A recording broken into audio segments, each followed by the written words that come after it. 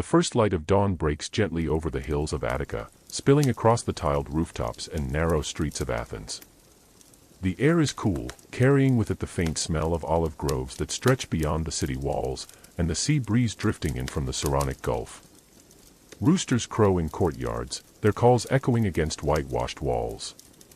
A city is stirring, a city unlike any other in the ancient world, a place where politics, ritual, commerce, and philosophy all mingle beneath the same rising sun. For an Athenian citizen in the 5th century BCE, the golden age of the polis, morning begins not with idle leisure but with purpose. The household, the oikos, is both private refuge and public duty. A man belongs not only to his family but also to the city-state. His day, from waking to sleep, is bound up with Athens itself, for to be a citizen is to live as part of something greater, a community that defines identity, obligation, and honor. Let us step into this morning, walking in the sandals of one such man, imagined but shaped by history, who wakes to greet the dawn of a new day in democratic Athens. The home, hearth of the oikos. Our citizen lives in a modest house near the heart of the city, perhaps a short walk from the agora. His dwelling is not grand like the palaces of Eastern kings. Athenian homes are simple, practical, unadorned from the outside. Mud brick walls, whitewashed or left plain, rise from a stone foundation. The roof is tiled, sloping gently to channel rain into the courtyard below. From the street, the home offers little ornament. Privacy and security are prized more than outward show. Inside, however, the house is organized around a central courtyard open to the sky. It is here that the family's daily life revolves. A small hearth glows in the corner, tended carefully through the night. The goddess Hestia, spirit of the hearth, is honored in this flame, for she represents the stability of the household. Rooms cluster around this courtyard, a storeroom with jars of grain and oil, a kitchen blackened by smoke, simple sleeping chambers with wooden beds and woven mats. Upstairs, if the family is wealthy enough to build a second floor, women's quarters, gyneconitis, are set aside, where wives, daughters, and female slaves carry out their tasks, weaving and managing domestic life.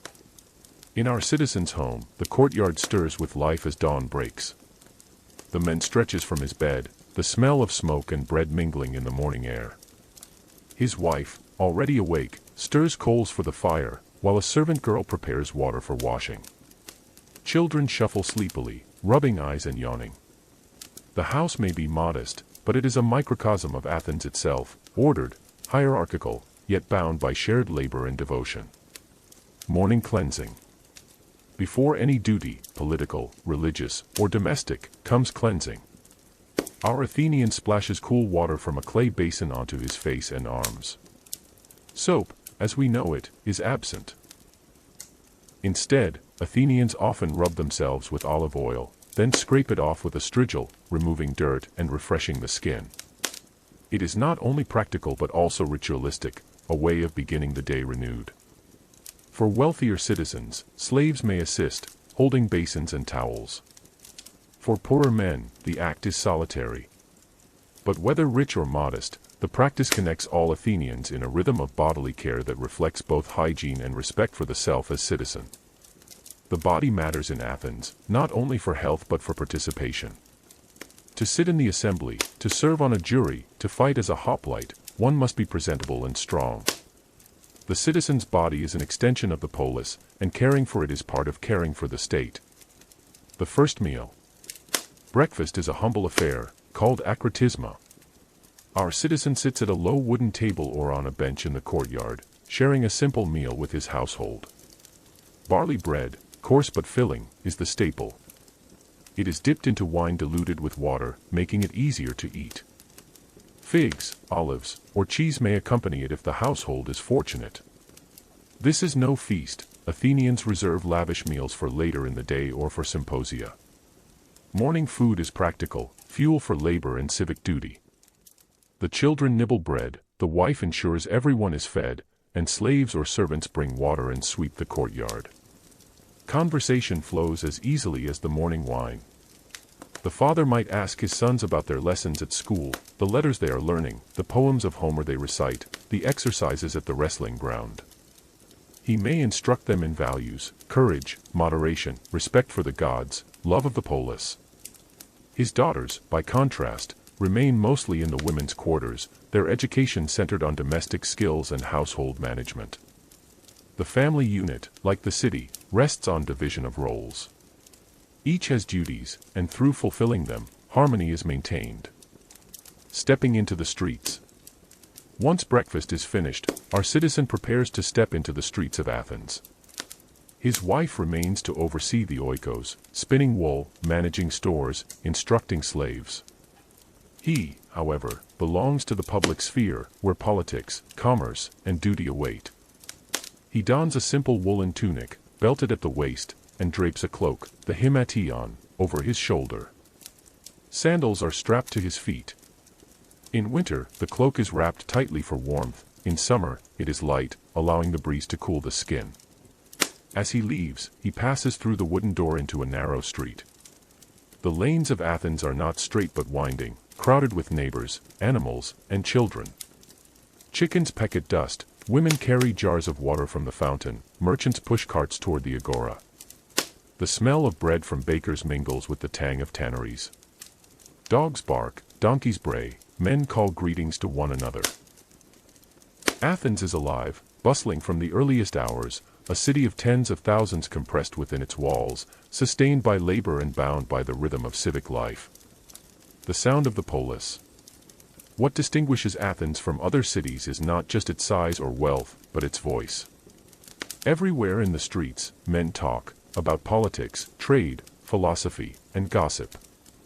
Words are the lifeblood of the polis. Unlike in monarchies where commands flow from a king, in Athens the citizen's voice matters. Debates in the assembly, arguments in the agora, discussions in symposia, all shape the life of the city. Our citizen is part of this chorus. As he walks, he greets neighbors, exchanging news.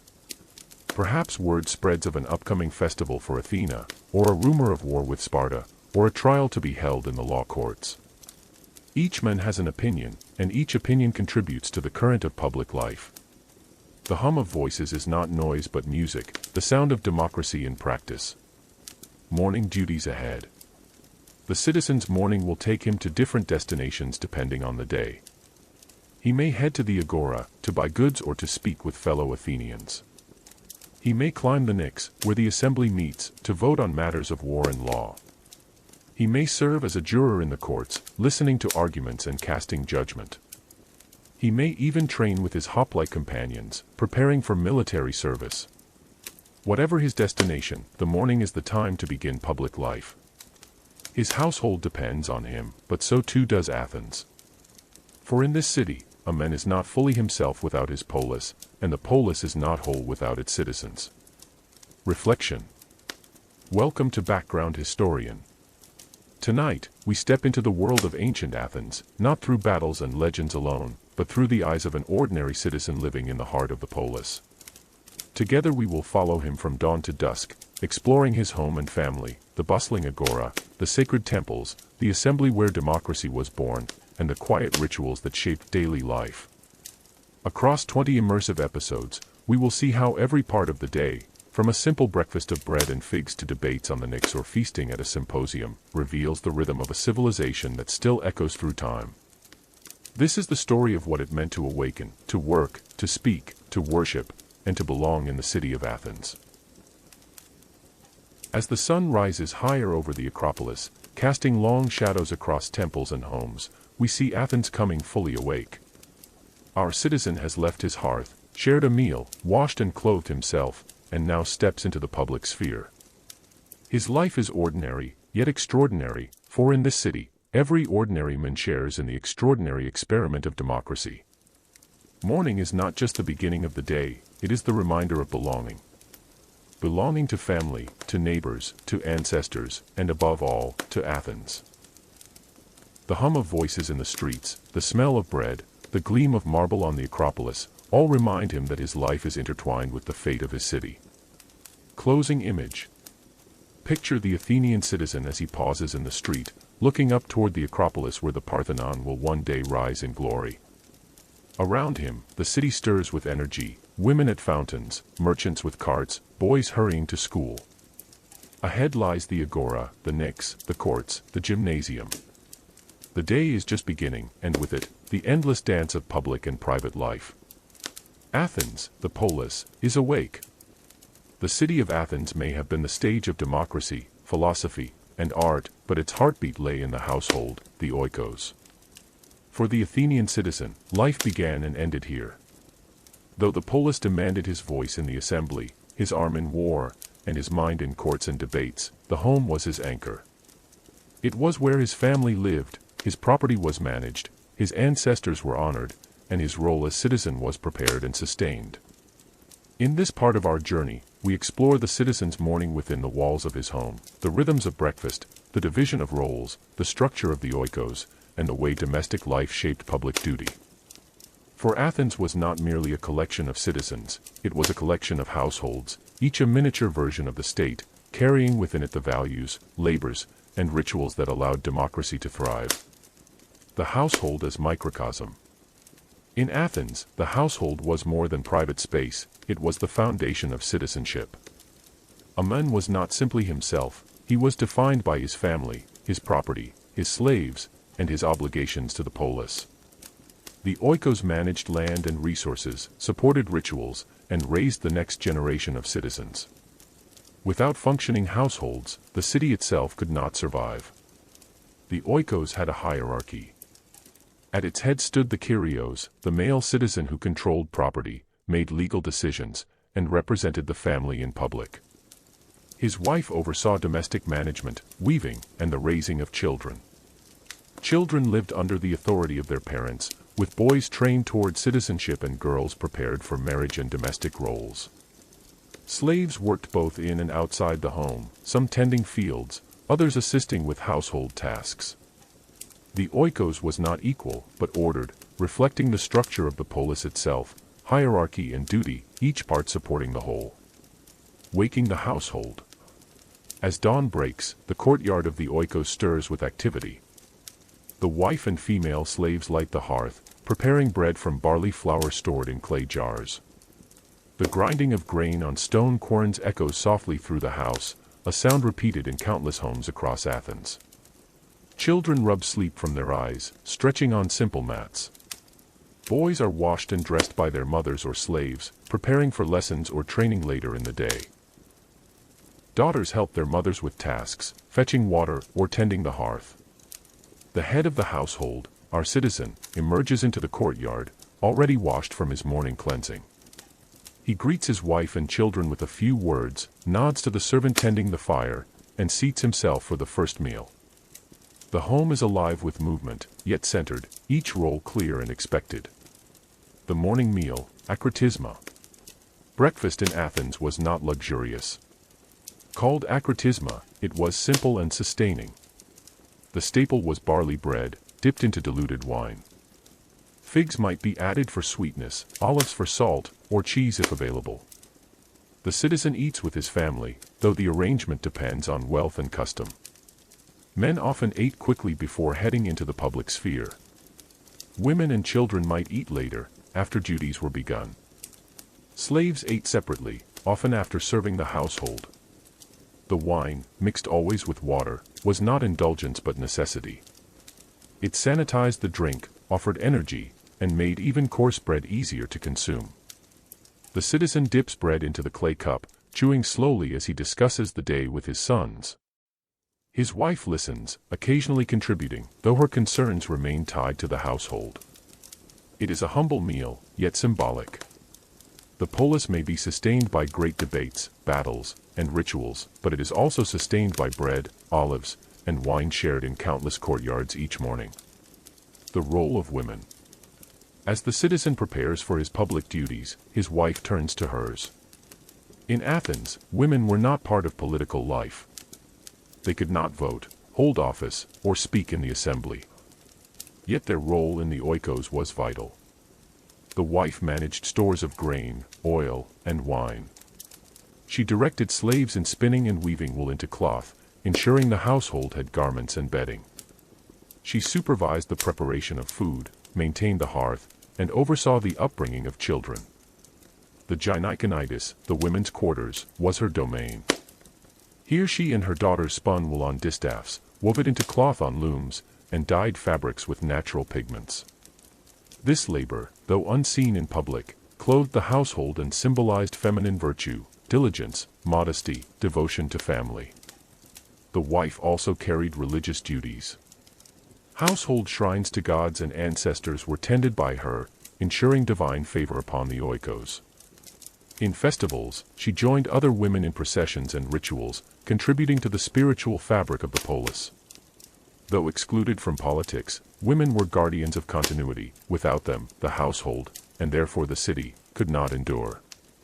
Children of the oikos. Children were central to the household's purpose. Sons were raised to become citizens, daughters to marry and sustain new households. Boys might begin their education early, learning letters from a hired tutor, practicing memorization of Homeric poetry, or exercising in the courtyard with wooden javelins. Fathers supervised their progress, eager to see their sons grow into men who could speak in the assembly, fight in the phalanx, and honor the gods. Girls remained closer to their mothers, learning weaving, household management, and religious practices. Marriage awaited them, often arranged while still in their teens. Both boys and girls participated in household rituals, pouring libations, honoring ancestors, learning the rhythms of devotion. Thus the oikos not only fed and clothed its members but shaped their identities, preparing them for their future roles in the polis. Slaves in the household. No Athenian oikos was complete without slaves. They ground the grain, drew water from fountains, tended children, and accompanied their masters into the city. Some were skilled, serving as tutors or craftsmen, others labored at menial tasks. Slaves had no political rights, but their presence was essential. Their labor freed citizens to participate in the public life of the polis. For our citizen, the ability to attend the assembly, serve on juries, or train in arms is made possible because slaves sustain the daily needs of his oikos. Breakfast may seem a simple act, but every loaf of bread and jug of wine is touched by unseen hands, the grinding of grain, the pressing of olives, the tending of vineyards. Slaves are the invisible foundation upon which the citizen's visible role rests. Preparing for the day ahead. Once the morning meal is finished, the citizen prepares to leave the oikos. He checks his cloak, secures his sandals, and perhaps takes a walking stick. If he is to speak in the assembly or serve in the courts, he may review arguments or rehearse lines of poetry. If he is to visit the agora, he gathers coins of bronze or silver, ready for trade. Before leaving, he may offer a brief libation at the household shrine, pouring a drop of wine to honor the gods and ancestors. It is a simple act, but one that binds the oikos to the divine, ensuring favor for the day ahead. The wife returns to her tasks, the children to their lessons, the slaves to their labor. The courtyard quiets, though the hearth continues to burn.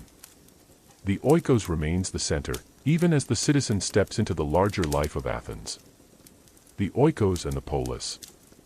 The relationship between oikos and polis is vital. The polis depends on citizens, and citizens depend on households.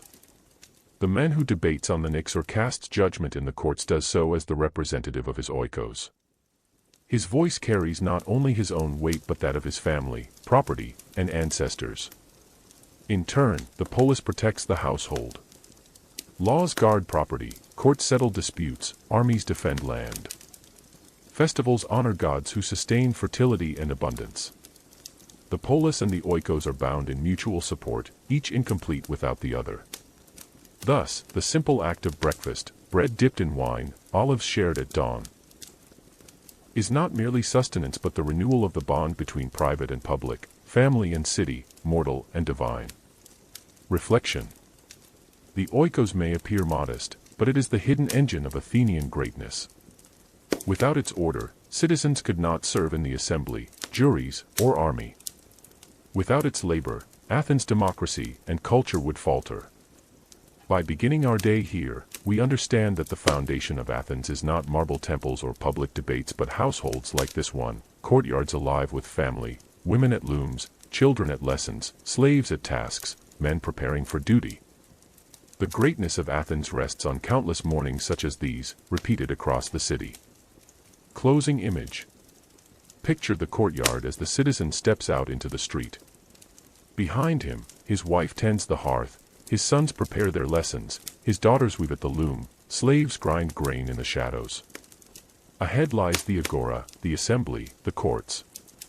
But behind every public act is this private world, the oikos, the true foundation of Athens. Looking ahead. In the next part of our journey, we will turn more deeply to family life in Athens, the roles of wives, sons, daughters, and kinship ties that bound households together. Through them, we will see how the city shaped, and was shaped by, the family unit. If the oikos is the foundation of Athens, then the family is the living heart within it. A citizen's day is shaped not only by his duties in the public sphere but also by the people who share his private world, his wife, children, kin, and even the slaves who serve within the household walls. Family life in ancient Athens was both practical and symbolic. It organized labor, preserved property, passed down traditions, and raised the next generation of citizens. It was also deeply tied to Athenian values of order, hierarchy, and continuity. Each member of the family had a defined role, different in duties, expectations, and freedoms, yet all contributing to the stability of both the household and the polis. This part of our journey explores those roles, the responsibilities of the Athenian wife, the upbringing of sons destined for citizenship, the lives of daughters preparing for marriage, and the broader ties of kinship that linked households together. To understand Athens, we must understand not just its assembly or its temples, but the intimate relationships that unfolded daily within the walls of its homes. The Athenian wife, guardian of the oikos. In Athens, a wife's place was within the household, yet her responsibilities were far-reaching. She was not merely a companion but the manager of the oikos, overseeing food stores, textiles, children, and slaves. Marriages were usually arranged, often when the woman was in her teens and the man somewhat older. The purpose of marriage was not romance but alliance and continuity, to produce legitimate children who could inherit property and carry on the family name. The wife rose early to oversee domestic tasks. She directed female slaves in grinding grain, weaving wool, or fetching water from fountains. She herself spun and wove, for producing cloth was considered a woman's virtue and duty. The loom was as central to her role as the assembly was to her husband's. Though excluded from politics, her work was indispensable.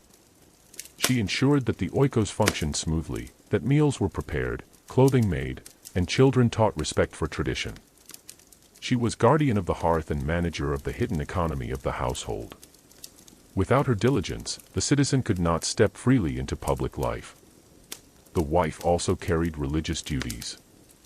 Women played central roles in festivals and rituals, serving as priestesses, participants in processions, and keepers of sacred rites within the home.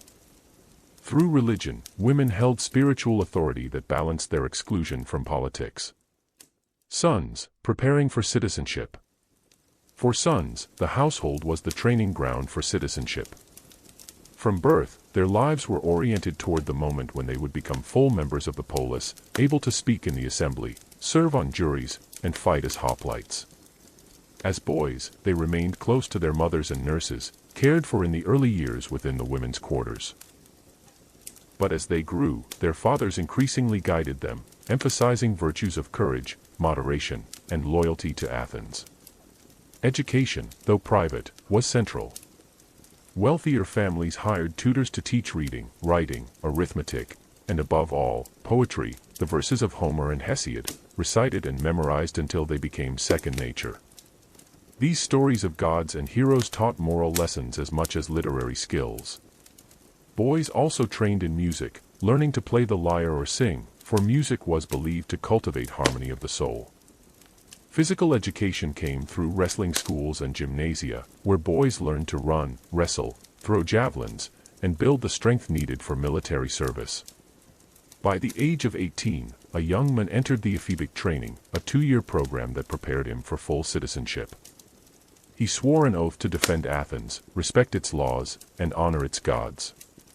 The household had succeeded in its purpose, raising a new citizen to sustain the polis. Daughters, preparing for marriage. Daughters, by contrast, were raised for a different destiny: marriage and management of a new household. Their upbringing was more sheltered, confined largely to the women's quarters. They learned weaving, spinning, cooking, and religious duties, guided by their mothers and older women. Education in letters was minimal, though some daughters of wealthy families may have learned to read.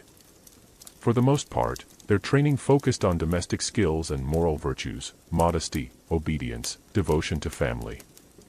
Marriage often came early, sometimes in their mid-teens, arranged by fathers to secure alliances.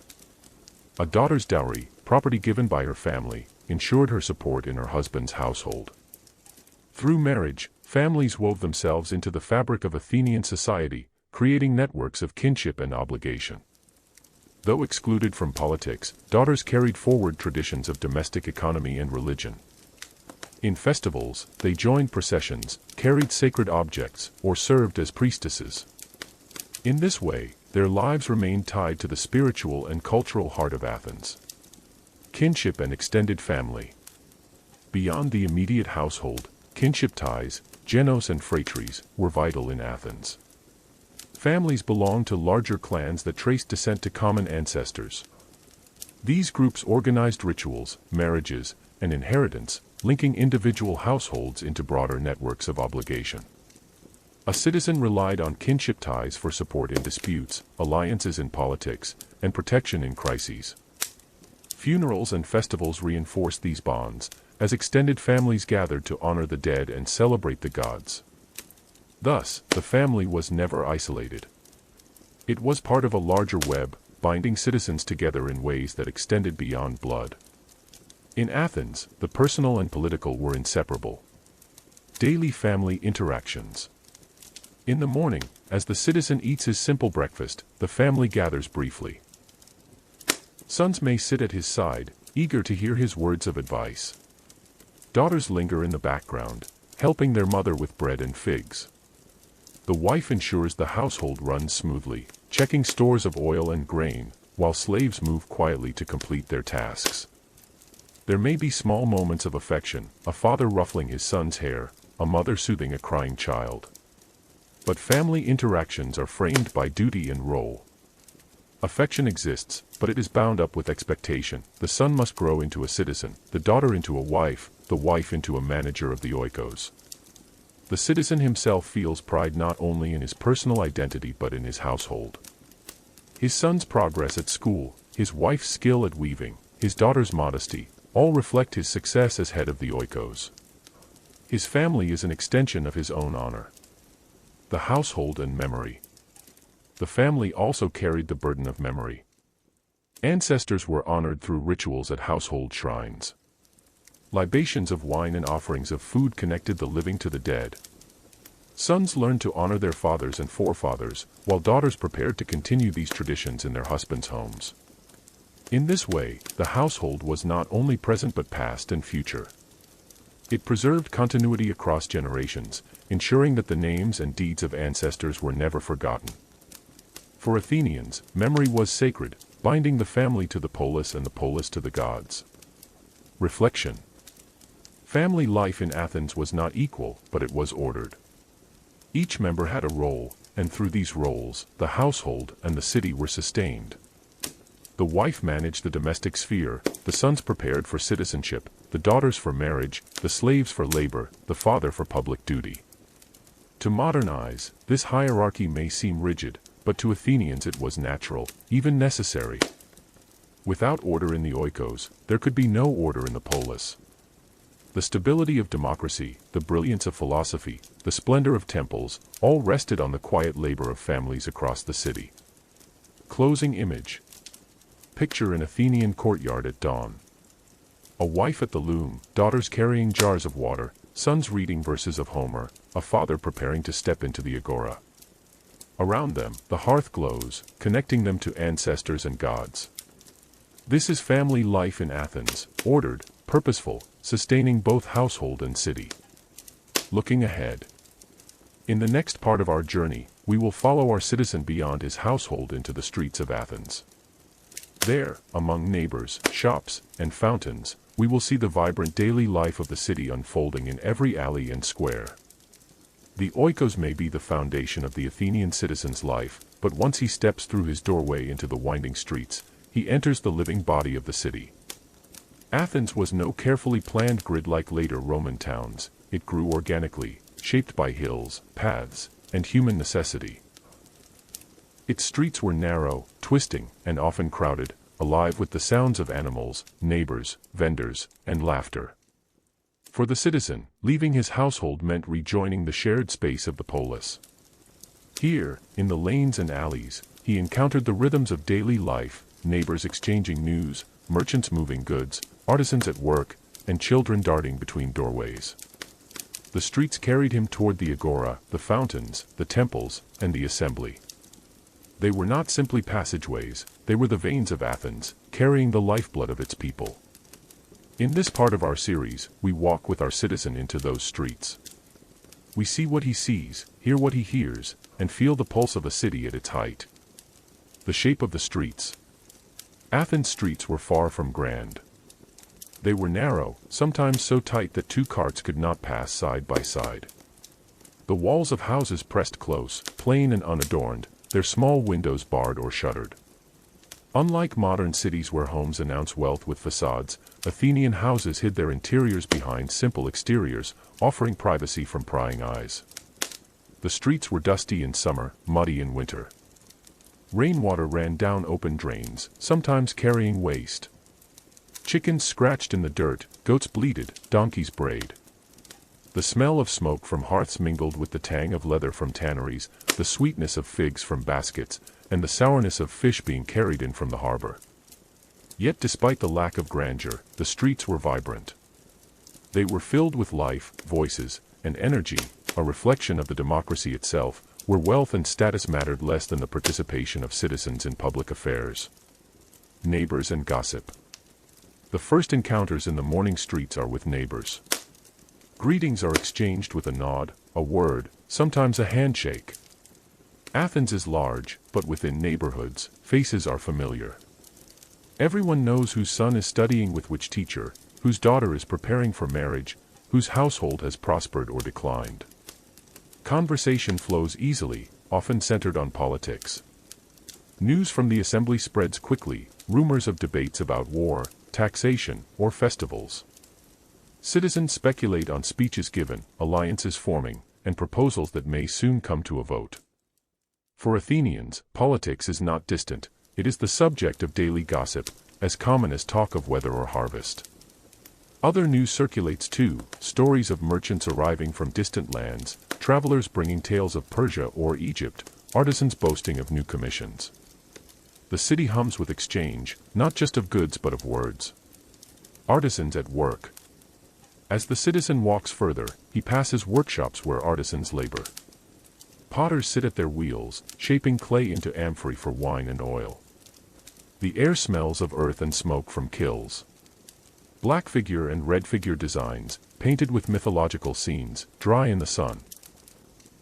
Nearby, metal workers hammer bronze into tools, weapons, and vessels. The sharp ring of hammers echoes through the streets. Leather workers cure hides, cobblers stitch sandals, carpenters plane wood for furniture. Artisans are essential to Athens' economy, though most are not citizens.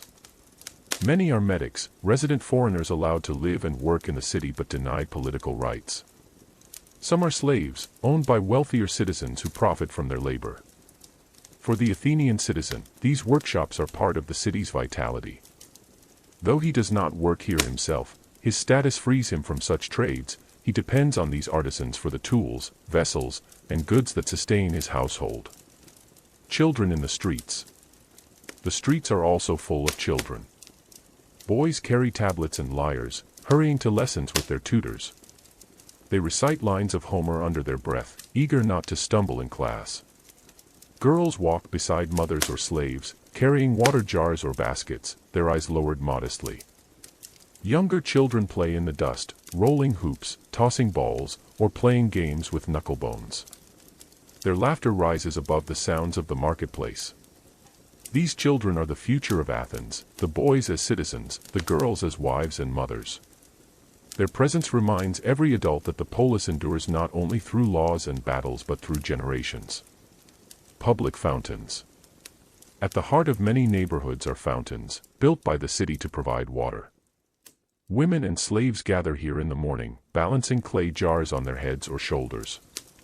The sound of splashing water mixes with the chatter of voices. Fountains are places of social exchange as much as utility. Women trade news, compare prices, and share advice. The citizen may pause here, watching the activity, greeting those he knows. Though men rarely draw water themselves, they recognize the fountain as the lifeline of the city, sustaining every household. Vendors and stalls. Street vendors call out their wares as they move toward the agora or set up small stalls along the way. A fishmonger displays his catch, still glistening from the Piraeus harbor. A fruit seller offers figs, grapes, and pomegranates. A baker hawks fresh bread, its crust golden from the oven. Prices are haggled, coins exchanged, voices raised in banter. The agora will provide greater variety, but even the neighborhood streets are alive with trade. For the citizen, the sight and sound of commerce are reminders of Athens' prosperity, fueled by its empire and fleets. Religion in the streets. Altars and small shrines dot the streets, dedicated to gods and heroes. Some are modest stone blocks stained with offerings of wine, oil, or grain.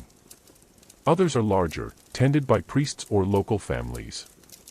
As he passes, the citizen may stop briefly, pouring a few drops of wine or scattering barley, whispering a prayer to Hermes for safe travels or to Apollo for health. Religion is not confined to temples. It permeates the streets, blending the sacred with the everyday. Festivals, too, begin in the streets. Processions wind through neighborhoods, carrying statues, garlands, and torches. Even on ordinary days, the city feels alive with divine presence, every corner touched by ritual. Sights and sounds. The citizen hears it all, the clang of metal, the bleating of goats, the cry of vendors, the laughter of children, the chants of priests. He sees women balancing water jars, artisans at work, merchants unloading carts. He smells bread, leather, smoke, and the salty tang of fish. The streets are crowded, noisy, and messy, but they are also alive. They embody the diversity of Athens, citizens, medics, slaves, men, women, children, all moving together through the veins of the city. Reflection. For the Athenian citizen, the streets are not merely a path from home to agora. They are the stage upon which daily life unfolds. Here he greets neighbors, observes artisans, hears news, and feels the pulse of his city. The polis is not an abstract idea, it is lived in these streets. Every sound, smell, and sight reminds him that he belongs to something larger than himself. His household is private, but the streets are shared, binding him to his fellow Athenians. Closing image. Picture the citizen as he walks through a narrow lane, sunlight filtering between rooftops. Children dart past, a vendor calls out, a neighbor greets him with news of the assembly. Ahead, the streets widen toward the agora, where the heart of Athens beats strongest. Behind him, his oikos anchors his private world, before him, the polis beckons him into public life. Looking ahead. In the next part of our journey, we will follow him to the agora, the great marketplace and gathering place of Athens. There, commerce and politics mingle, ideas are exchanged, and the citizen fully joins the public life of his city. If the oikos is the hearth of the Athenian household and the streets its veins, then the agora is the heart of the city itself. It is more than a market, more than a civic square, it is the meeting ground of commerce, politics, religion, and philosophy. To step into the agora is to step into the living pulse of Athens. Our citizen, leaving the winding lanes of his neighborhood, now approaches this wide open space. Around him, the crowd swells, merchants unloading wares, farmers driving donkeys laden with produce, philosophers gathering students beneath shaded porticos, politicians rehearsing speeches, priests preparing sacrifices. The air hums with voices, each competing for attention, yet together forming the symphony of the polis. This part of our journey will linger in the agora, tracing its sights, sounds, and meanings. We will see how the citizen participates in trade, conversation, and ritual. We will explore the architecture and symbols that define the space. and we will feel the extraordinary blending of the ordinary and the momentous that makes the Athenian agora unique in history. The layout of the agora. The agora lies northwest of the Acropolis, spread wide in a broad open square. At its edges stand stoas, long colonnaded buildings offering shelter and space for shops and gatherings. To the west lies the stoa basileos, where magistrates meet. To the south, the stoa poikol, painted with scenes of battles and legends, where philosophers and citizens debate. Nearby are fountains, shrines, and altars, ensuring that the sacred blends seamlessly with the civic. At the center of the square, stalls and tables are set up, laden with goods. Pathways cut through the crowd, allowing citizens to move between vendors, magistrates, and temples. Above all rises the Acropolis, visible from nearly every angle, a constant reminder that the gods watch over the city. The agora is not tidy or quiet, it is chaotic, bustling, alive. But within this apparent disorder lies the order of Athenian life. Here is where democracy breathes. The marketplace of goods. For our citizen, the agora is first a place of practical exchange. Farmers from the countryside bring vegetables, fruits, and grains. Fishermen haul baskets of fresh catch from the port at Piraeus, tuna, eels, and mullet glistening in the sun. Bakers sell loaves of barley and wheat bread. Vendors offer olives, figs, honey, and nuts. Artisans display their wares, potters with amphorae painted in red and black, metal workers with knives and tools, leather workers with sandals and straps. Foreign merchants, resident medics, set up stalls with exotic goods, spices from the east, fine fabrics from Ionia, jewelry from beyond the seas. The citizen browses, perhaps buying figs for his children, oil for his household, or a new jug for storing wine. He haggles with vendors, testing both price and quality. Coins of silver, the Athenian drachma. Clink in his purse, stamped with the owl of Athena, symbol of wisdom and prosperity. This exchange is more than economic, it is social. Bargaining is conversation, building relationships as much as transactions. Each purchase ties the household into the web of the polis. The marketplace of ideas. Yet the agora is never only about goods. It is equally a marketplace of ideas. Beneath the colonnades, men gather in groups to discuss politics, philosophy, and news. The citizen pauses to listen, one man argues about the merits of a proposed law, another recites verses of Homer to illustrate courage, a third insists that justice is the true foundation of democracy. Here, philosophers walk among citizens, turning everyday encounters into lessons. Socrates himself may be seen, questioning a young man about virtue, his method of relentless inquiry turning casual dialogue into profound reflection. Other sophists offer instruction for pay, teaching rhetoric to those who aspire to influence in the assembly. The citizen is free to listen, to join, to argue. In Athens, ideas are public property, debated not in closed chambers but in the open square. The agora is a school as much as a market, and every citizen is both student and teacher. Politics in the agora. The agora also serves as a political stage. Notices are posted on wooden boards, informing citizens of upcoming assemblies, trials, or festivals. Heralds announce decrees. Magistrates sit in the stoas, hearing petitions and settling disputes.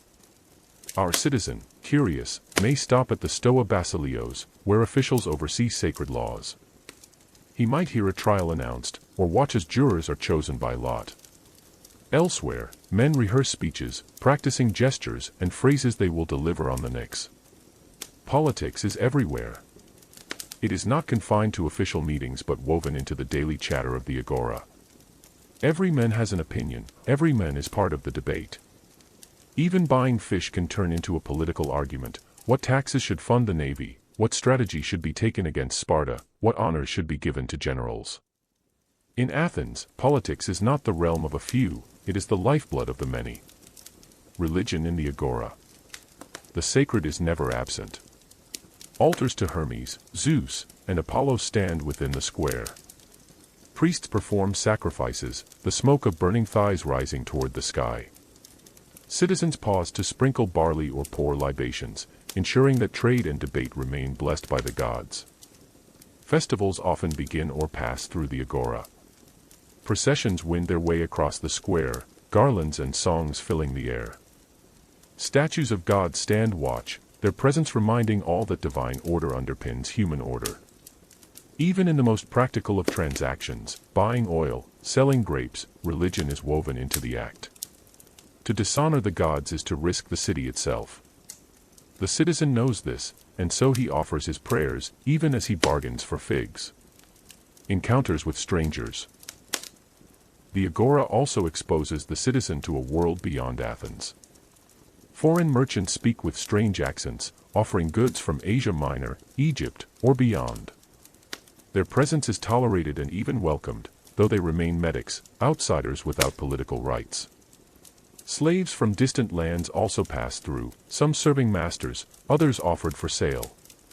Their presence is a reminder of Athens' reliance on conquest and trade. These encounters broaden the citizen's awareness. Athens is not isolated, it is part of a vast Mediterranean world, connected by sea routes, alliances, and rivalries. The agora is its crossroads. The sights and sounds. Imagine the agora at full morning. The cries of vendors hawking olives and figs. The clang of a metal worker testing a blade. The laughter of children darting between stalls.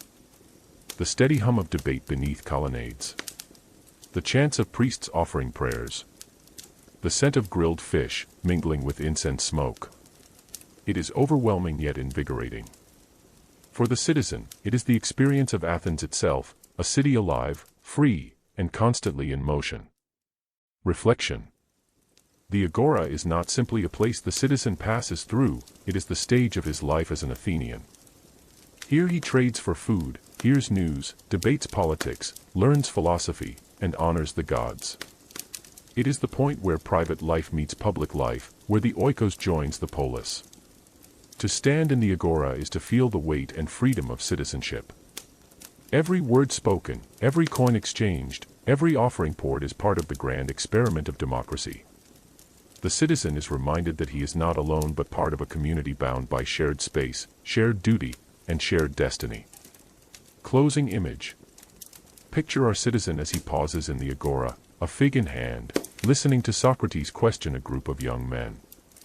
Around him, merchants shout, priests chant, children laugh, and officials announce decrees. Above him, the Acropolis rises, crowned with temples. In this moment, the world of goods, ideas, politics, and gods merges into one. This is Athens, the polis alive in its agora. Looking ahead. In the next part of our journey, we will follow our citizen from the agora to the assembly on the Pnyx, where he will join his fellow Athenians in the greatest experiment of his age, the practice of direct democracy. In Athens, to be a citizen was to belong not just to a city, but to an experiment in governance unlike any other in the ancient world. While monarchs ruled in Persia and oligarchies flourished in Sparta, Athens declared that power rested in the hands of the people themselves. For the Athenian citizen, this meant that participation in civic life was not optional, it was the essence of citizenship. The agora may be the heartbeat of daily life, but the assembly on the Pnyx is its voice. Here, thousands of citizens gather to decide matters of war and peace, taxation and trade, laws and alliances. The citizen's day, therefore, is shaped not only by bread and figs but by speeches and votes. Today, as he finishes his business in the marketplace, our citizen turns his steps toward the Pnyx, preparing for the great duty of his role, to deliberate and decide the future of Athens. This part of our journey explores what it meant to prepare for the assembly. We will see how citizens were called to gather, what they carried with them, how they readied themselves mentally and spiritually, and how civic participation was woven into the very fabric of their identity. The call to the assembly. Assemblies were not held every day, but when they were, the city stirred with anticipation. A herald's cry might carry across the agora, or notices might be posted at public boards. Word spread quickly, the people were to gather on the Pnyx at dawn. For matters of great urgency, war or crisis, trumpets sounded, and messengers hurried through the streets. At times, officials even sent Scythian archers, slaves employed by the city, carrying ropes dipped in red dye. These archers would sweep through the agora, gently herding lingering citizens toward the assembly. To be marked with red paint and found absent was a humiliation, a stain on one's reputation as a true Athenian. Attendance was expected of all citizens who could make the walk. No property qualification barred the poor, and no aristocrat's privilege excused the rich. Democracy was built on the principle that every citizen had a voice, and the assembly was where that voice was heard. The walk to the Pnyx. Our citizen, hearing the call, gathers himself. He tucks his himation cloak around his shoulders, secures his sandals, and ensures he has the small tokens of civic life, perhaps a wax tablet for notes, a pebble for voting, a few coins for food along the way. The path to the Pnyx is not long, but it is symbolic. From the agora, he joins a stream of fellow citizens climbing the hill southwest of the Acropolis. The streets are alive with chatter, men debating the issues even before they arrive. Should Athens expand its navy? Should it raise taxes? Should it honor a general with a crown of olive leaves? Every man has an opinion, and every man is eager to share it. The climb itself builds anticipation. As they ascend, the Acropolis looms behind them, the agora spreads below, and ahead rises the bare slope of the Pnyx. It is not a palace or temple, but a simple, open space carved into rock, overlooking the city. Here, under the sky, the people rule. Preparing the mind. Participation in the assembly was not casual. To speak before thousands required courage, clarity, and rhetorical skill. To listen demanded attention, patience, and discernment. To vote required judgment, balancing personal interest with the common good. Our citizen, as he walks, reviews what he has heard in the agora. Perhaps a neighbor argued for caution in war, while a merchant favored expansion to secure trade routes. He weighs these arguments, testing them against his own sense of justice and his loyalty to the polis. This inner preparation is as important as the outer journey. Democracy demands not only presence but thought. The citizen steels himself to be both listener and judge, ready to be swayed by good argument but not by flattery or deceit. Religious preparation. Before entering the assembly, citizens often observe small rituals to ensure divine favor. Sacrifices might be made to Zeus Agoreos, guardian of public life, or Athena Polias, protector of the city. Priests might lead brief prayers, invoking the gods to bless deliberations with wisdom. The citizen himself may whisper a quiet libation, asking Hermes for eloquence, Apollo for clarity, or Zeus for justice. Religion and politics were inseparable in Athens, for to govern without the gods was unthinkable. Civic duty was sacred duty. The citizen's kit. Though simple, the citizen often carried tools for his role. Pebbles or shards for voting, dropped into urns to register decisions. Wax tablets and a stylus for recording notes or names. Food and drink, for assemblies could last hours, even most of a day. A cloak, for warmth in morning chill or shade under the sun. He carried no weapons, assemblies were spaces of debate, not battle. His presence itself, his voice and vote, was his weapon, his power, his sacred right as citizen. Anticipation and responsibility. As the citizen nears the Pnyx, the weight of responsibility grows. He knows that what is decided here will shape not only his own life but the lives of all Athenians. War may be declared, taxes raised, generals honored or condemned. The fate of allies, enemies, and Athens itself lies in the balance. Yet he does not feel alone. Around him are thousands of fellow citizens, each with the same responsibility. Together, they are the polis, not subject to a king or council, but rulers of themselves. The sense of belonging is profound, the pride immense. To be an Athenian citizen is to share in power unlike that of any people before. Reflection. Preparing for the assembly is both ordinary and extraordinary. It is part of daily life, as routine as breakfast or shopping in the agora. Yet it is also the pinnacle of civic identity, the moment when private men become public rulers.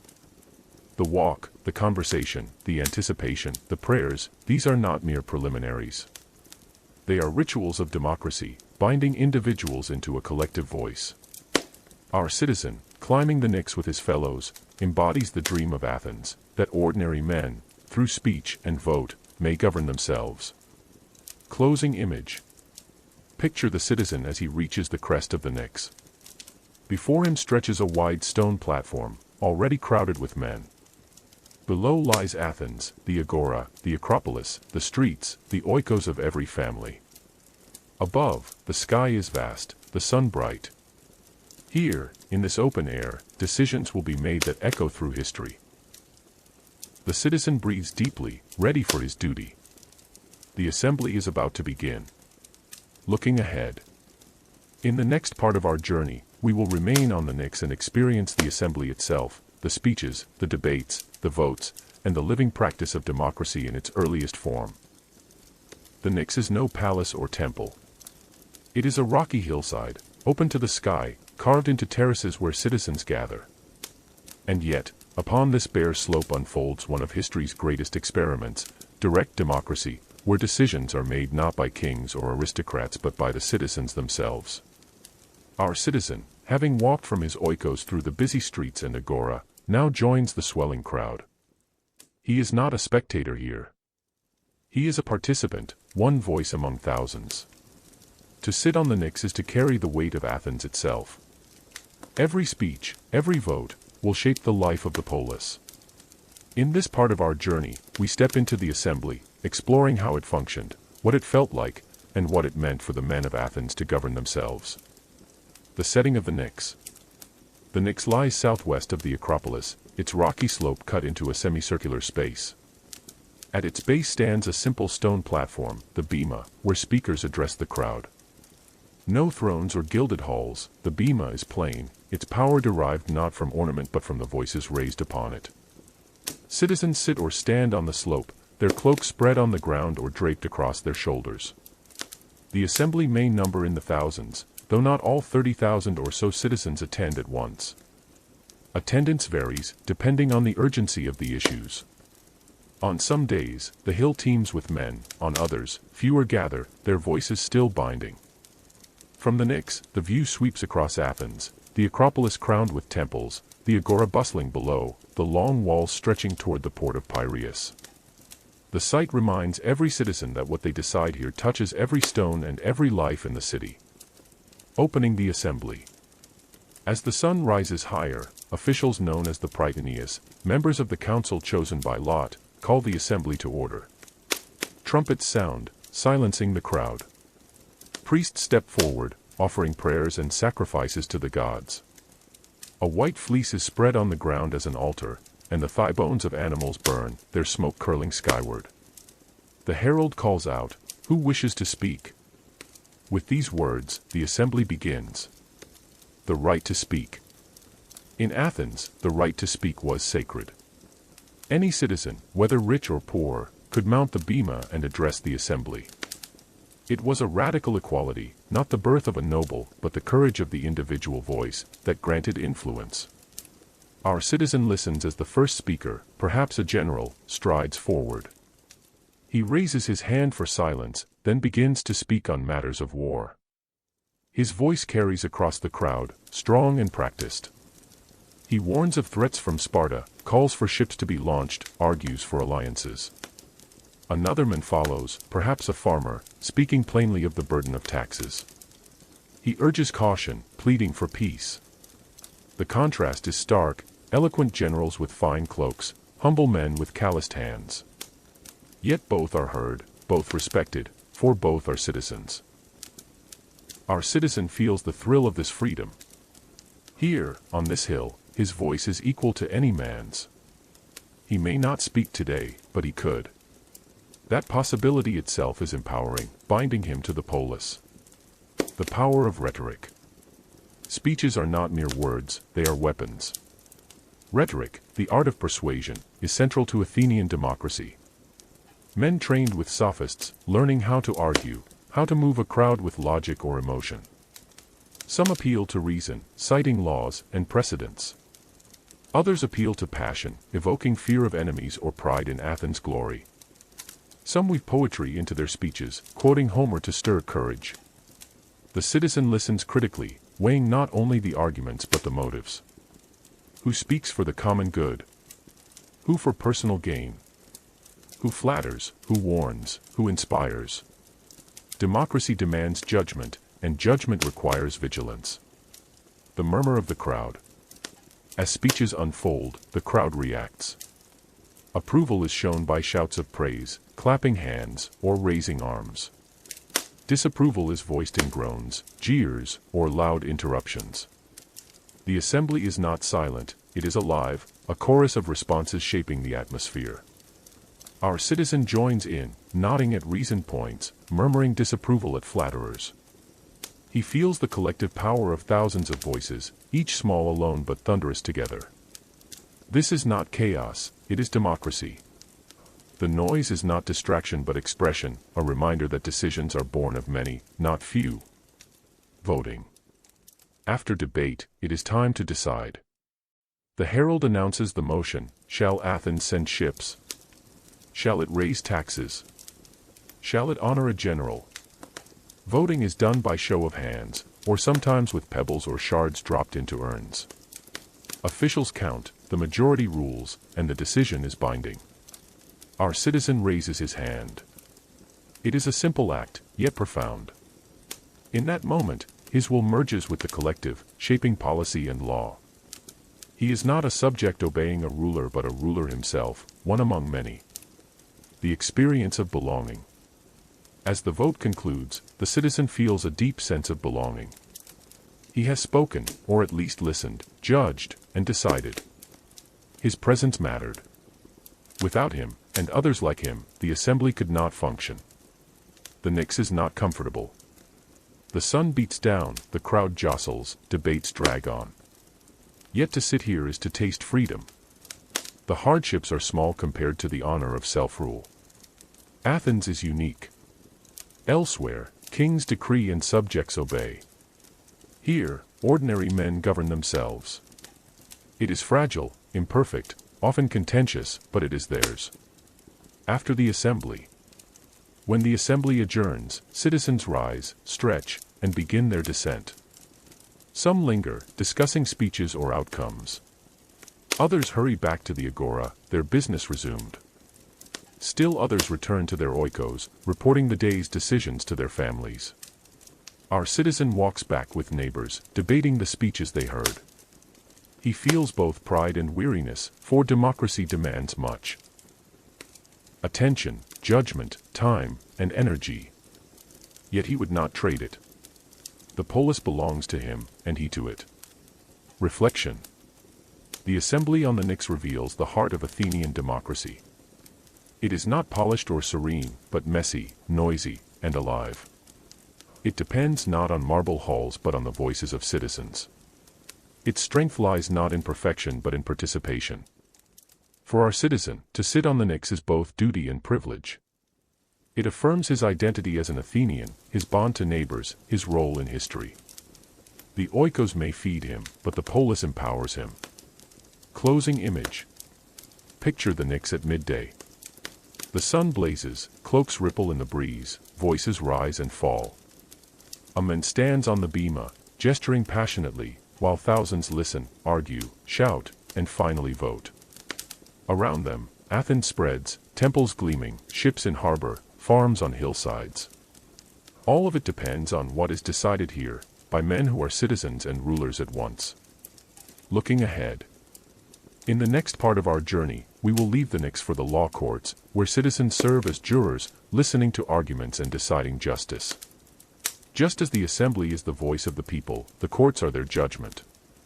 If the assembly on the Pnyx is where Athenians make laws and guide the destiny of the polis, then the law courts are where those laws come alive. Here, justice is not handed down by a king, nor decided by a council of elites, but by ordinary citizens themselves. For an Athenian, to be a juror was not a chore, it was a sacred duty, a responsibility as weighty as speaking in the assembly or serving in the army. Our citizen, having spent his morning at the assembly or in the agora, may be called to serve in the courts. This service is woven into the fabric of democracy. By judging disputes, hearing arguments, and casting votes, he helps to ensure that Athens remains not only free but just. In this part of our journey, we step with him into the law courts, exploring how they functioned, what it meant to serve as a juror, and how justice was imagined in the world's first great democracy. The call to jury service. Every day in Athens, trials took place, sometimes dozens at once. Disputes ranged from private matters like property or inheritance to public cases of corruption, treason, or sacrilege. To hear these cases, thousands of jurors were needed. Citizens eligible to serve were chosen by lot, using a machine called the clariterion. This device, with slots for bronze tickets and tubes for black and white balls, randomized selection, ensuring fairness and preventing corruption. No one could know in advance if he would be chosen, luck and duty intertwined. Our citizen, having placed his bronze ticket with his name inscribed into the clariterion, watches as the machine decides. A white ball drops. His name is called. Today, he will sit as a judge.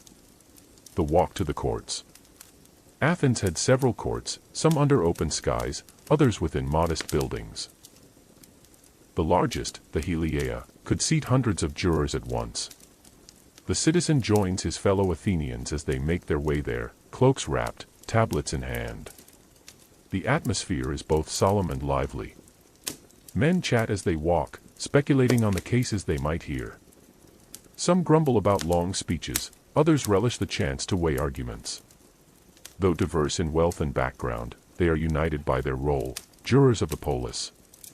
The streets grow busier near the courts.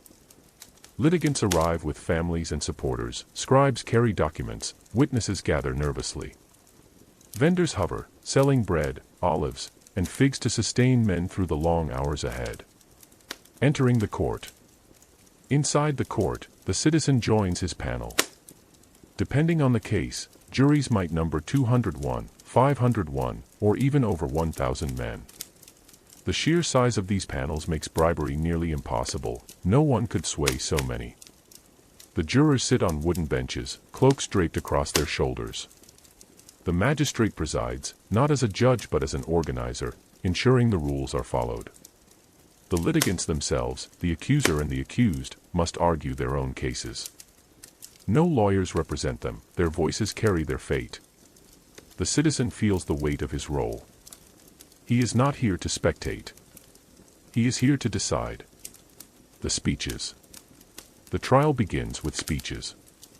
Each litigant is given a set amount of time, measured by the steady flow of water through a clepsydra, a water clock. As the water runs, the speaker must present his case, facts, arguments, appeals to law, appeals to emotion. When the water runs out, his voice must cease. The citizen listens intently. The accuser may argue that property was stolen, that a contract was broken, that a law was violated. The defendant responds, denying charges, citing evidence, calling on witnesses. Voices rise and fall, gestures punctuate words, appeals to pity or pride weave through reasoned claims. Sometimes the speeches soar with eloquence, crafted with the help of logographers, professional speechwriters. At other times, they stumble, plain but sincere. The citizen must discern, who speaks truth, who lies, who argues well but falsely, who struggles yet honestly. The role of witnesses. Witnesses are called, swearing oaths before the gods. They testify to contracts signed, promises made, events seen. Their credibility is judged by their character and reputation.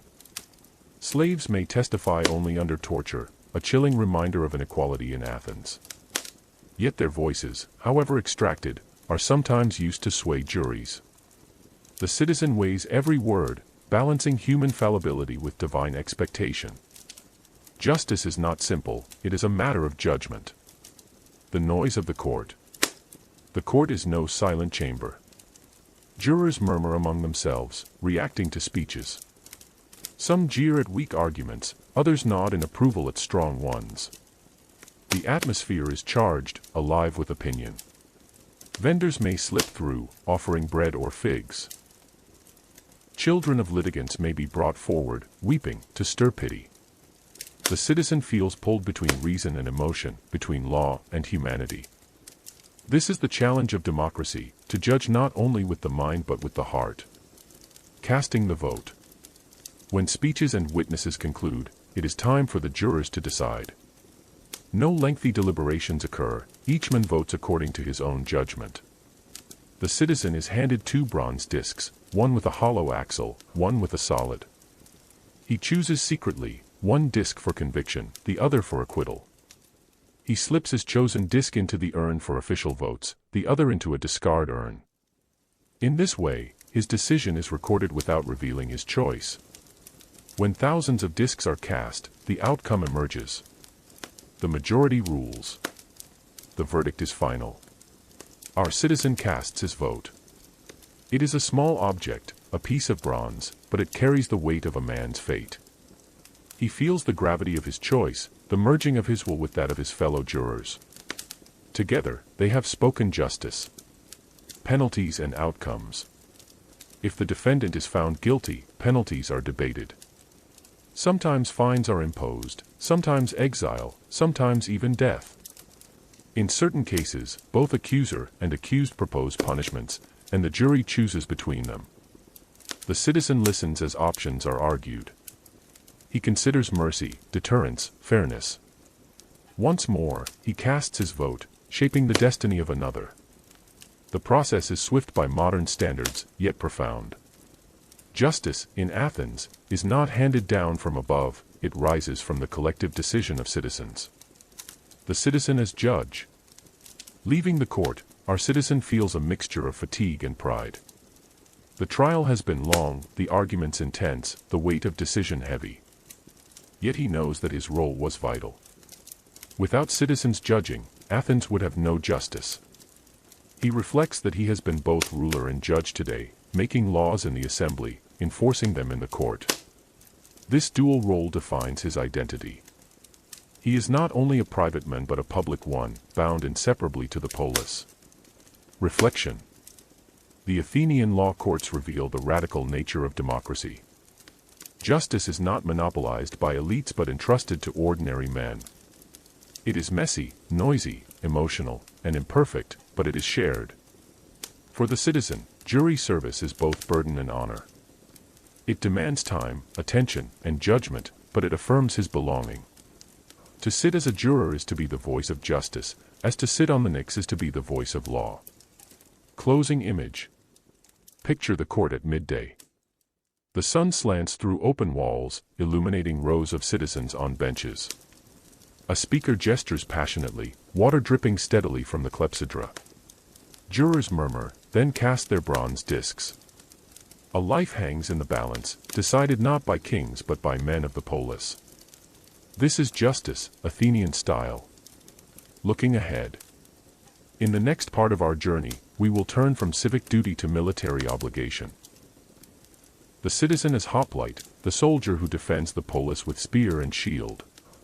For in Athens, to rule was to fight, and the strength of democracy rested on the arms of its men. To be an Athenian citizen was not only to speak in the assembly or sit in judgment in the courts, it was also to stand in line on the battlefield, shoulder to shoulder with one's peers, shield against shield, spear raised against the enemy. Citizenship meant obligation as much as it meant rights, and among the most important obligations was the defense of the polis. In Athens, military service was not an abstract idea. It was woven into daily life, shaping how boys were raised, how men trained, and how citizens understood themselves. To be a citizen was to be a hoplite, a heavily armed infantryman, or, if wealth permitted, to serve as a cavalryman or triarch commanding a warship. Today, as our citizen leaves behind the courts and agora, we follow him into the world of military obligation, his training, his duties, the ideals that defined the hoplite, and the way warfare bound Athens together. The citizen soldier. The essence of Athenian identity was the idea of the citizen soldier.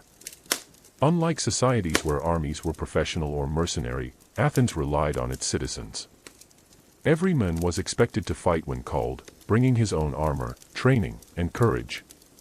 This expectation was not burdensome but honorable.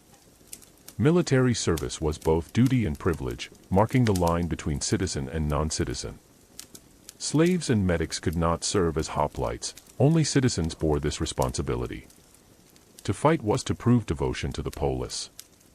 It was to risk one's life for the safety of family, the honor of ancestors, and the glory of Athens. The hoplite's panoply. Our citizen owns the equipment of a hoplite, his panoply, the suit of arms that defines his role. It is expensive, often requiring years of savings or inheritance, but it is essential to citizenship. Helmet. A bronze helmet, crested with horsehair, covers his head, leaving only eyes, nose, and mouth visible. Its weight presses heavily, but it inspires awe and fear. Cuirass. A breastplate of bronze or layered linen protects chest and back, strapped tightly for battle. Greaves. Bronze shin guards shield legs, molded to fit snugly. Shield. Aspes or hoplon, the heart of the hoplite's gear, a large round shield nearly 3 feet across, made of wood faced with bronze. It bears the emblem of his family or the symbol of Athens. Its weight is immense, yet its meaning is heavier still, for it protects not only himself but the men beside him. Spear. Daru, a long spear, tipped with iron, his primary weapon.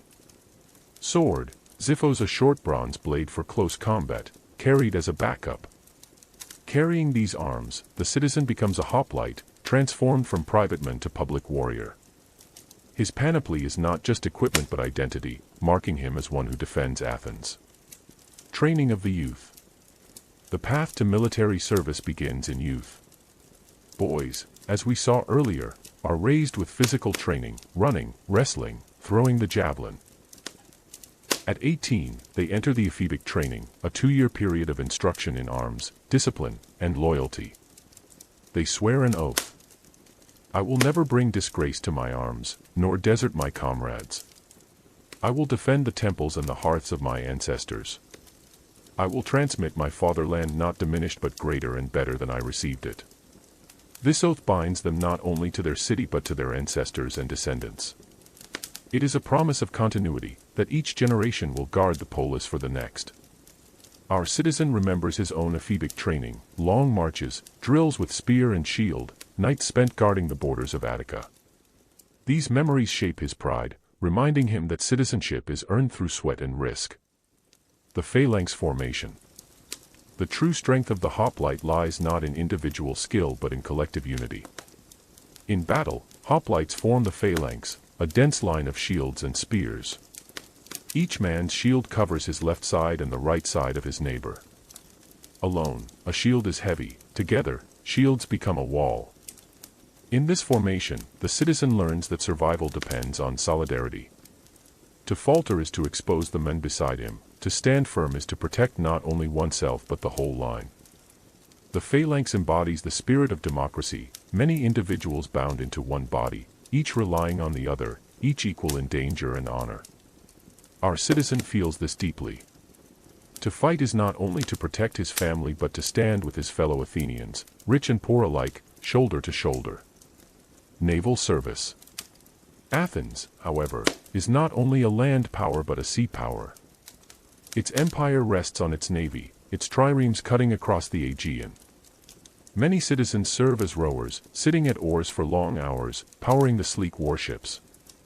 Though often poorer citizens row, wealthier ones may serve as trierarches, funding and commanding ships. Naval service demands endurance, coordination, and sacrifice. It extends Athenian power across the seas, protecting trade and projecting influence. Our citizen, though primarily a hoplite, knows the pride of Athens' navy. He remembers the stories of Salamis, where the fleet crushed Persian might. The sea, like the phalanx, teaches unity; each oar stroke must match the others, each rower dependent on his comrades. Civic pride in arms. Military service is more than defense, it is the source of civic pride. Victories are celebrated with festivals, sacrifices, and dedications to the gods. Names of the fallen are inscribed on stone steels, honored forever. The citizen knows that should he die in battle, his name will be remembered not with sorrow alone but with pride. His children will be supported by the polis, his family honored as kin of the brave. To die for Athens is not tragedy but glory. Training and readiness. Even in times of peace, citizens drill and train. Festivals include athletic contests that keep bodies strong. Public displays of arms remind citizens of their role. Border patrols guard Attica, deterring raids or encroachment. Our citizen occasionally joins exercises, strapping on his armor, hefting his shield, practicing maneuvers. The weight of the panoply reminds him of the seriousness of his duty, while the solidarity of comrades reassures him that he is not alone. The ideal of the hoplite. Beyond weapons and tactics lies an ideal, the hoplite as model of citizenship. He is disciplined, courageous, loyal to comrades, devoted to the polis. He does not fight for personal gain but for collective survival. His shield, protecting his neighbor, symbolizes the essence of community. For our citizen, this ideal shapes daily life. It teaches moderation, respect for law, and willingness to sacrifice.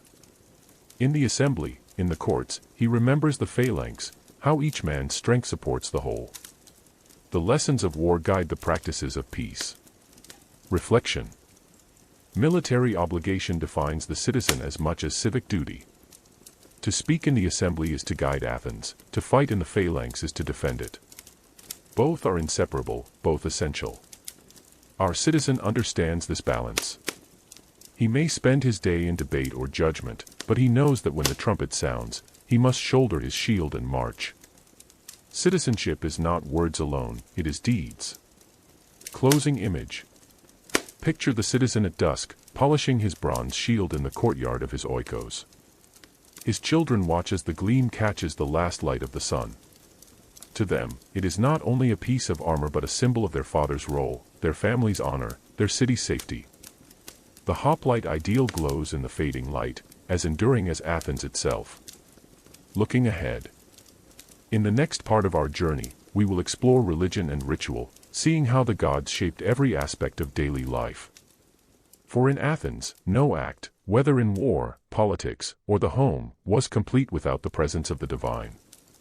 To understand the life of an Athenian citizen, we must remember that his world was never entirely his own. Every meal, every vote, every battle, every family celebration, all unfolded under the gaze of the gods. For Athenians, the divine was not distant. It was present in hearths and streets, in temples and festivals, in sacrifices and prayers.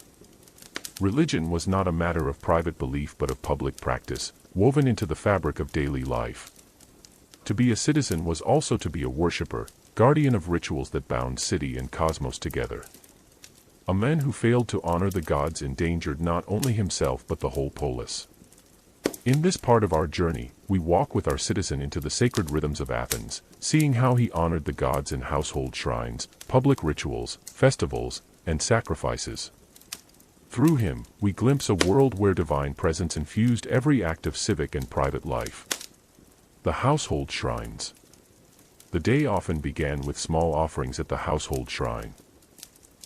In the courtyard of our citizens' oikos, a simple altar stood, dedicated to Hestia, goddess of the hearth. A small flame burned here, tended by his wife. Each morning, he might sprinkle barley or pour a few drops of wine, asking for protection over his family and house. Other household deities included Zeus Herkios, guardian of the courtyard, and Apollo Aegeus, protector of the street. These small rituals were not grand, but they were constant, reminding the family that the gods watched even the most ordinary acts. For our citizen, beginning the day with ritual affirmed that his household was part of a greater order, linked to the divine as surely as it was linked to the polis. Public altars and shrines. As he stepped into the streets, the citizen encountered shrines at corners, altars in marketplaces, small sanctuaries scattered across Athens. Hermes watched over crossroads, Athena guarded gates, Apollo received prayers for health and music. It was common to pause briefly, pour a libation of wine, scatter barley grains, whisper a quick prayer. These gestures took only moments, but they shaped the rhythm of life. Every walk through the city was also a journey through a landscape of the sacred. Our citizen might toss a few olives at an altar of Hermes before continuing to the agora, ensuring safe passage and favorable dealings. The sacred was not separate from the secular, it was interwoven into every step. Sacrifice and offering. At the heart of Athenian religion lay sacrifice. To honor the gods, animals were brought to altars, oxen, sheep, goats, or birds. Their throats were cut, their thigh bones burned with fat on the fire, sending fragrant smoke to the heavens. The rest of the meat was cooked and shared among worshippers, turning sacrifice into a feast. Our citizen might participate in such rituals at festivals, in temples, or even in the agora. To share in the sacrifice was to affirm community. Men, women, children, and slaves all partook, united in honoring the gods. Offerings were not always animals. Honey, cakes, wine, and oil could be poured or burned. The principle was the same: to give, to honor, to remind the gods of human devotion and seek their favor. Temples and the Acropolis. Above all loomed the Acropolis, sacred heart of Athens. Here stood the great temples of Athena, protector of the city. Though in our citizens' day the Parthenon was not yet complete, earlier temples already crowned the hill. Ascending the steps of the Acropolis was a solemn act. Here the citizen felt the presence of gods most strongly. He saw statues of Athena, gleaming in bronze, altars crowded with offerings, priests and priestesses tending to sacred duties. At festivals, he joined processions up the Acropolis, carrying offerings, singing hymns, watching sacrifices. To stand on the sacred rock was to stand between earth and heaven, between the mortal city and the eternal gods. Festivals. Religion reached its height in festivals, when the entire city joined together in devotion. The Panathenea celebrated Athena with processions, sacrifices, athletic contests, and the presentation of a new robe woven by Athenian women. Citizens marched, bearing arms, demonstrating both piety and military readiness. The Dionysia honored Dionysus with theater.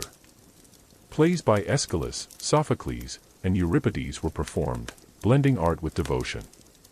The citizen sat among thousands, watching tragedies and comedies unfold as acts of worship as much as entertainment. The Thesmophoria, led by women, honored Demeter and Persephone, focusing on fertility and agriculture. Though men did not participate directly, they benefited from the blessings invoked. For our citizen, festivals were more than religious duty, they were moments of joy, unity, and identity. They reminded him that Athens was not only a polis but a community bound by shared rituals and divine favor. Divination and omens. Religion also guided decisions through divination. Before embarking on war, journeys, or major political decisions, sacrifices were examined. Priests studied the entrails of animals, interpreting signs of divine approval or warning. Birds in flight, thunder, or unusual births were read as omens. Our citizen, though not a priest, respected these signs. He knew that the assembly itself began with sacrifices. To ignore omens was dangerous, to heed them was wise. The gods spoke through signs, and Athenians listened. Personal devotion. Though public rituals dominated, personal devotion also mattered. A man might dedicate a small statue in thanks for healing, or hang a shield in a temple after surviving battle. He might vow a sacrifice if his child recovered from illness, or whisper prayers in private moments of fear or hope. Our citizen, remembering friends lost in war, might offer a libation to Ares or Athena. Grateful for a good harvest, he might leave a portion at Demeter's shrine. These acts were personal yet communal, for every offering enriched the bond between city and gods. Religion and politics. In Athens, religion and politics were inseparable. Laws and debates began with sacrifices. Generals sought oracles before campaigns. Festivals doubled as demonstrations of civic unity. To dishonor the gods was not only impiety but treason. Trials for impiety, asabeia, could end in exile or death, as in the famous case of Socrates generations later. Religion was not merely tolerated, it was the foundation of legitimacy. Our citizen knew this deeply. His authority in the assembly, his role as juror, his duty as hoplite, all were valid only under divine sanction. To honor the gods was to secure Athens itself. The experience of the sacred. Walking through Athens, our citizen felt the sacred everywhere, smoke rising from altars, hymns sung in festivals, statues gleaming in the sun. Even the ordinary, bread, wine, oil, was bound to the gods, offered in sacrifice before eaten. The boundary between mortal and divine was thin. The gods were present in every street, every stone, every decision. To live in Athens was to live under their gaze, comforted and judged alike. Reflection. For the Athenian citizen, religion was not one part of life but all of it. It shaped family, politics, war, and leisure. It bound citizens together, reminded them of their dependence on divine order, and sanctified their democracy. To honor the gods was not superstition but survival, not optional but essential. Without their favor, harvests failed, wars were lost, plagues struck. With their favor, Athens flourished, shining as the jewel of Greece. Closing image. Picture our citizen standing in the agora, pausing before an altar of Zeus. He pours a libation of wine, the liquid dark against the stone. Around him, merchants call, children laugh, politicians debate. Above, the Acropolis gleams, temples catching the light. In this simple act, wine poured, prayer whispered, his private devotion merges with the public faith of his city. This is Athens, a polis where the divine is everywhere. Looking ahead. In the next part of our journey, we will climb with our citizen to the sacred spaces of the Acropolis, exploring temples, statues, and rituals that crowned the city and embodied its devotion to Athena and the gods. If religion was the fabric of Athenian life, then the Acropolis was its dazzling centerpiece. Rising above the city, visible from nearly every street and harbor, the Acropolis was not just a hill, it was a sacred precinct, a place where gods and mortals met. For our citizen, to climb its steps was to step into a realm of devotion, memory, and civic pride. Though the Acropolis today is famed for the Parthenon and grand temples of Pericles' age, even before those marble wonders, it was already sacred ground. Here stood shrines to Athena, altars to Poseidon and Zeus, sanctuaries of Artemis and Dionysus. The stones themselves carried stories, and every festival, procession, and prayer renewed the bond between city and gods. In this part of our journey, we walk with our citizen as he ascends the Acropolis, exploring its temples, rituals, and meanings. Through his eyes, we glimpse not only the grandeur of sacred architecture but the spirit that made Athens a city both human and divine. The approach. From the agora below, the Acropolis dominates the skyline. Its slopes are steep, its summit flat, crowned with gleaming sanctuaries. The citizen begins his ascent along the sacred way, the road used for processions during great festivals like the Panathenaea. As he climbs, he joins others, citizens, medics, women, children, all drawn upward by devotion. Priests and priestesses walk in white robes, bearing offerings. Musicians play flutes and lyres, their notes floating upward. The path itself becomes a ritual, each step lifting the heart toward the divine. The Propylaea. At the western entrance stands the Propylaea, a monumental gateway. Even in earlier times, before its later marble construction, the entrance marked the threshold between ordinary city and sacred precinct. Passing through, the citizen feels the shift, he leaves behind the noise of the marketplace, stepping into a realm of reverence. The Propylaea is not just architecture, it is symbolism. It declares that entry to the Acropolis is not casual but ceremonial. To pass through is to cross into the space of gods. Temples of Athena. The heart of the Acropolis belongs to Athena, patron goddess of Athens. Here, several shrines honor her in different aspects. The Erechtheion, an ancient temple, houses sacred relics, the olive tree said to have sprung from Athena's contest with Poseidon, the saltwater spring Poseidon struck with his trident, and the marks of their divine duel. The temple itself is irregular, built around these sacred sites, and its porch is held by columns carved as maidens, the Caryatids, whose beauty seems alive in stone. The temple of Athena Polias, guardian of the city, holds her ancient wooden statue, clothed in a robe woven by Athenian women during the Panathenaea. This robe, rich with patterns, is carried in procession each year, a symbol of devotion and civic unity. Later, the Parthenon will rise, a masterpiece of marble, housing a colossal statue of Athena Parthenos. But in our citizen's day, even without it, the Acropolis already gleams with Athena's presence.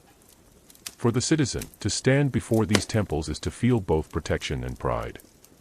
Athena is not distant, she is the very spirit of the polis. Altars and offerings. The Acropolis is filled with altars, each dedicated to a god or hero. Here a small shrine to Artemis, there an altar to Zeus, elsewhere a marker for Hermes. Citizens bring offerings, a handful of grain, a libation of wine, a small figurine of terracotta or bronze.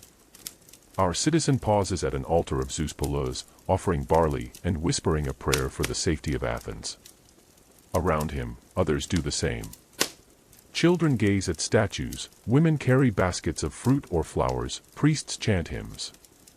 The air smells of incense and smoke, mingled with the sound of song and sacrifice. The sacred saturates every sense. Processions and festivals. At great festivals, the Acropolis becomes a stage for processions. During the Panathenea, a grand parade winds through the city, ascending to present the new robe, the peplos, to Athena's statue. Citizens march in order, youths with spears, elders with olive branches, medics carrying trays of offerings, maidens holding baskets. Our citizen has walked in such a procession before, spear in hand, pride swelling as he climbed with his peers.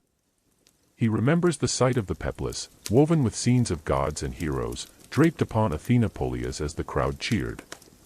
To participate is to embody Athens' devotion, to be both worshipper and offering, part of the ritual that binds city and goddess. Sacred relics and myths. The Acropolis is not only a place of ritual but of memory. Here, myths come alive. The contest of Athena and Poseidon, when the goddess gifted the olive tree and Poseidon struck the rock with his trident. The battle of the gods and giants, depicted in sculpture and story. The deeds of Theseus, hero and founder of Athenian identity. Every stone whispers of legend. For our citizen, these stories are not distant myths but living truths, woven into his sense of place and belonging. To walk here is to stand where gods once walked, where heroes once fought. The view from the heights. From the Acropolis, the view stretches across Attica. To the west, the sea glimmers, dotted with ships. To the north, mountains rise, their slopes dotted with villages. To the south, the long walls run to the harbor of Piraeus. Looking down, the citizen sees the agora, the Pnyx, the law courts, every place where he fulfills his duties. From this height, he feels the connection between sacred and civic, the gods above, the city below, bound together in harmony. The view reminds him that Athens is not only his home but his responsibility, protected by Athena yet sustained by citizens. The experience of presence. Standing amid temples, altars, and statues, the citizen feels a profound sense of presence. The gods are here. Not in distant heavens but in the stones beneath his feet, the statues before his eyes, the smoke rising to the sky. He whispers prayers for his family, his city, his future. He remembers ancestors who walked these same paths, offered these same sacrifices, told these same stories. He imagines his children, and their children, doing the same. The Acropolis is timeless, binding generations in devotion. Reflection. For the Athenian citizen, the Acropolis is more than architecture, it is identity. It embodies the bond between people and gods, between present and past, between civic pride and divine favor. To climb its steps is to renew one's place in the cosmos, to affirm that Athens thrives not only by human effort but by sacred protection. The Acropolis reminds him that the polis is holy ground, guarded by Athena, blessed by the gods. Closing image.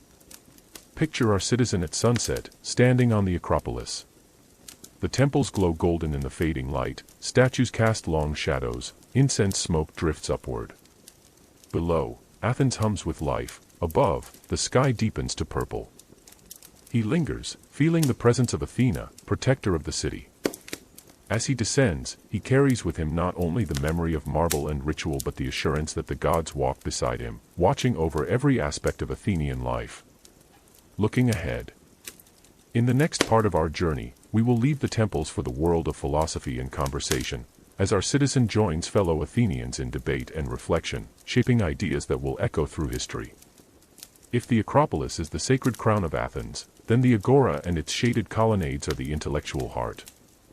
Here, beneath the open sky, citizens gather not only to trade goods or share news but to exchange ideas. For Athens is not merely a city of warriors and worshippers, it is also a city of thinkers. Philosophy, born from the Greek word philosophia, the love of wisdom, is woven into the daily life of the polis. In Northwest other place and time did so many men devote themselves to asking fundamental questions. What is justice? What is virtue? What is the nature of the soul? How should one live? Our citizen, leaving the sacred heights of the Acropolis, now walks toward one of these spaces of dialogue. Perhaps it is the shaded stoa of the agora, perhaps a gymnasium, perhaps a private house. He does not go to hear sermons, nor to memorize laws, but to converse, to join in the living dialogue that defines Athens' intellectual spirit. In this part of our journey, we step with him into the world of Athenian philosophy, exploring how ordinary citizens engaged with thinkers, how questions shaped their lives, and how conversation itself became a sacred act. The culture of conversation. In Athens, conversation was more than pastime, it was practice, education, even entertainment. Citizens gathered in small groups to debate politics, ethics, poetry, or the gods. No subject was too grand, none too trivial. Unlike monarchies where knowledge was guarded by priests or elites, Athens encouraged open inquiry. Any man might question, challenge, propose, and defend his ideas. This openness did not mean every voice was equal in eloquence, but it meant every citizen could participate. Our citizen, though no philosopher by profession, joins readily. He enjoys the challenge of argument, the thrill of persuasion, the sharpening of his mind. For him, conversation is not idle chatter but training in wisdom. The figures of philosophy. In his lifetime, our citizen may encounter figures whose names will echo for millennia. Socrates, barefoot, shabby, yet sharp as a blade, asking relentless questions that expose contradictions. Sophists, traveling teachers who promise skill in rhetoric and persuasion, sometimes for high fees. Anaxagoras, speculating on the cosmos, daring to suggest that the sun is a fiery stone. Protagoras, declaring that man is the measure of all things. Some of these men inspire admiration, others suspicion. Yet all contribute to the ferment of ideas that makes Athens unique. Our citizen may not grasp every abstract argument, but he feels the excitement of living in a city where thought itself is honored. The Socratic method. Perhaps today he finds himself in the presence of Socrates. The philosopher approaches not with answers but with questions. He asks, what is justice? What is courage? What is piety? At first, the citizen answers confidently. Justice, he says, is giving each man his due. Courage is standing firm in battle. Piety is honoring the gods. But Socrates probes further. What if giving a man his due means returning a weapon to a madman? Is courage merely standing firm, or is it knowing when to act wisely? Is piety simply ritual, or is it something deeper? The citizen feels his certainty dissolve. Yet in the confusion comes clarity. He realizes that wisdom begins not in answers but in the recognition of ignorance. Socrates leaves him unsettled, yet awakened. The Sophists and rhetoric. Not all teachers resemble Socrates. The Sophists offer practical instruction, how to speak persuasively, how to win arguments, how to succeed in politics. They teach rhetoric as an art, often for a fee. Our citizen listens as a sophist demonstrates, twisting words, crafting speeches, dazzling the crowd. He admires the skill, yet wonders at the ethics. Is persuasion enough, or must it serve truth? The debate between Socratic questioning and sophistic persuasion reflects a tension in Athenian life. To thrive in democracy, one must speak well, but to live wisely, one must think deeply. Philosophy in the gymnasium. Philosophy is not confined to stoas or homes. It flourishes in the gymnasia, where men gather to exercise bodies and minds. After running or wrestling, citizens recline under shade, discussing politics or poetry. Our citizen enjoys these moments. Sweat still fresh from training, he rests on a bench, sipping diluted wine, and engages in spirited debate. His body strengthened, his mind sharpened, he feels whole. For the Greeks, body and mind are not separate but partners in pursuit of excellence. The public nature of thought. What makes Athenian philosophy remarkable is its public nature. Ideas are not locked in scrolls but spoken aloud, argued, tested in the marketplace of thought. Anyone may listen, question, challenge. Our citizen delights in this openness. He has heard debates about the gods, about the soul, about the best form of government. Some shock him, some inspire him, some anger him. But all remind him that Athens is alive with thought. The danger of philosophy. Yet philosophy is not without risk. To question the gods, to challenge traditions, to unsettle certainties, these acts can arouse suspicion. Already whispers circulate that some thinkers are corrupting the youth, spreading impiety. Our citizen remembers trials for impiety, where men were accused of dishonoring the gods through strange teachings. He wonders, is philosophy dangerous, or is it essential? Can a city thrive if it silences questions, or must it embrace them to grow? The tension remains unresolved, a reminder that freedom of thought, like democracy itself, is fragile. Philosophy as daily practice. For our citizen, philosophy is not abstract speculation but daily practice. To reflect on justice makes him a better juror. To question courage shapes him as a hoplite. To consider virtue guides him as a father and husband. He does not aspire to be remembered as a philosopher, but he lives as one, seeking wisdom in conversation, weighing choices carefully, questioning assumptions. For him, philosophy is the art of living well. Reflection. Athens is more than temples, assemblies, or armies. It is also a city of thought, where conversation itself is sacred. In the shaded stoas and bustling gymnasia, citizens engage in dialogues that will echo through centuries, shaping not only Greece but the world. Our citizen, walking home after a day of debate, feels gratitude. He knows that philosophy is not a luxury but a gift of citizenship. To think freely, to question boldly, to converse openly, these are privileges as precious as the right to vote or fight. Closing image. Picture the citizen at twilight, sitting with friends beneath a stoa. The agora quiets, torches flicker, voices murmur. A philosopher asks a question, laughter, debate, and reflection follow. The citizen listens, speaks, questions, and grows. Above, the stars emerge, silent witnesses to the love of wisdom. Looking ahead. In the next part of our journey, we will turn to education, exploring how Athens raised its next generation of citizens, how boys learned letters and music, how girls were trained in household arts, and how education prepared them for life in the polis. Athens did not spring into greatness by accident. Its democracy, philosophy, art, and military might rested on the shoulders of its citizens. But those citizens were not born ready, they were shaped by education, a process that prepared boys to take their place in the oikos, the army, the assembly, and the courts, while also training girls to carry forward the duties of household and tradition. For Athenians, education was not just about reading and writing. It was about forming the whole person, body, mind, and spirit. It was about instilling values of courage, discipline, and devotion to the polis. It was about weaving individuals into the fabric of the city.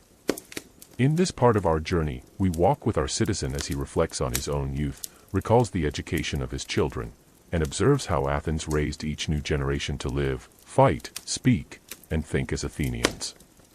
The purpose of education. Education in Athens was practical and cultural. Its goal was not to produce specialists in a single field but well-rounded citizens. A boy needed to read decrees in the assembly, argue in court, fight as a hoplite, and worship in ritual. He needed physical strength, intellectual skill, and moral grounding. Girls, while excluded from public life, were educated within the oikos to manage households, prepare textiles, raise children, and maintain traditions. Their education was no less vital, for without the order of the household, the polis itself would falter. Thus education was not merely individual but collective, it served the survival and greatness of Athens itself. Early childhood. Our citizen remembers his own childhood. Until age 7, he was raised at home, under the care of his mother and nurse. These early years were filled with simple lessons, obedience, piety, basic speech, and manners.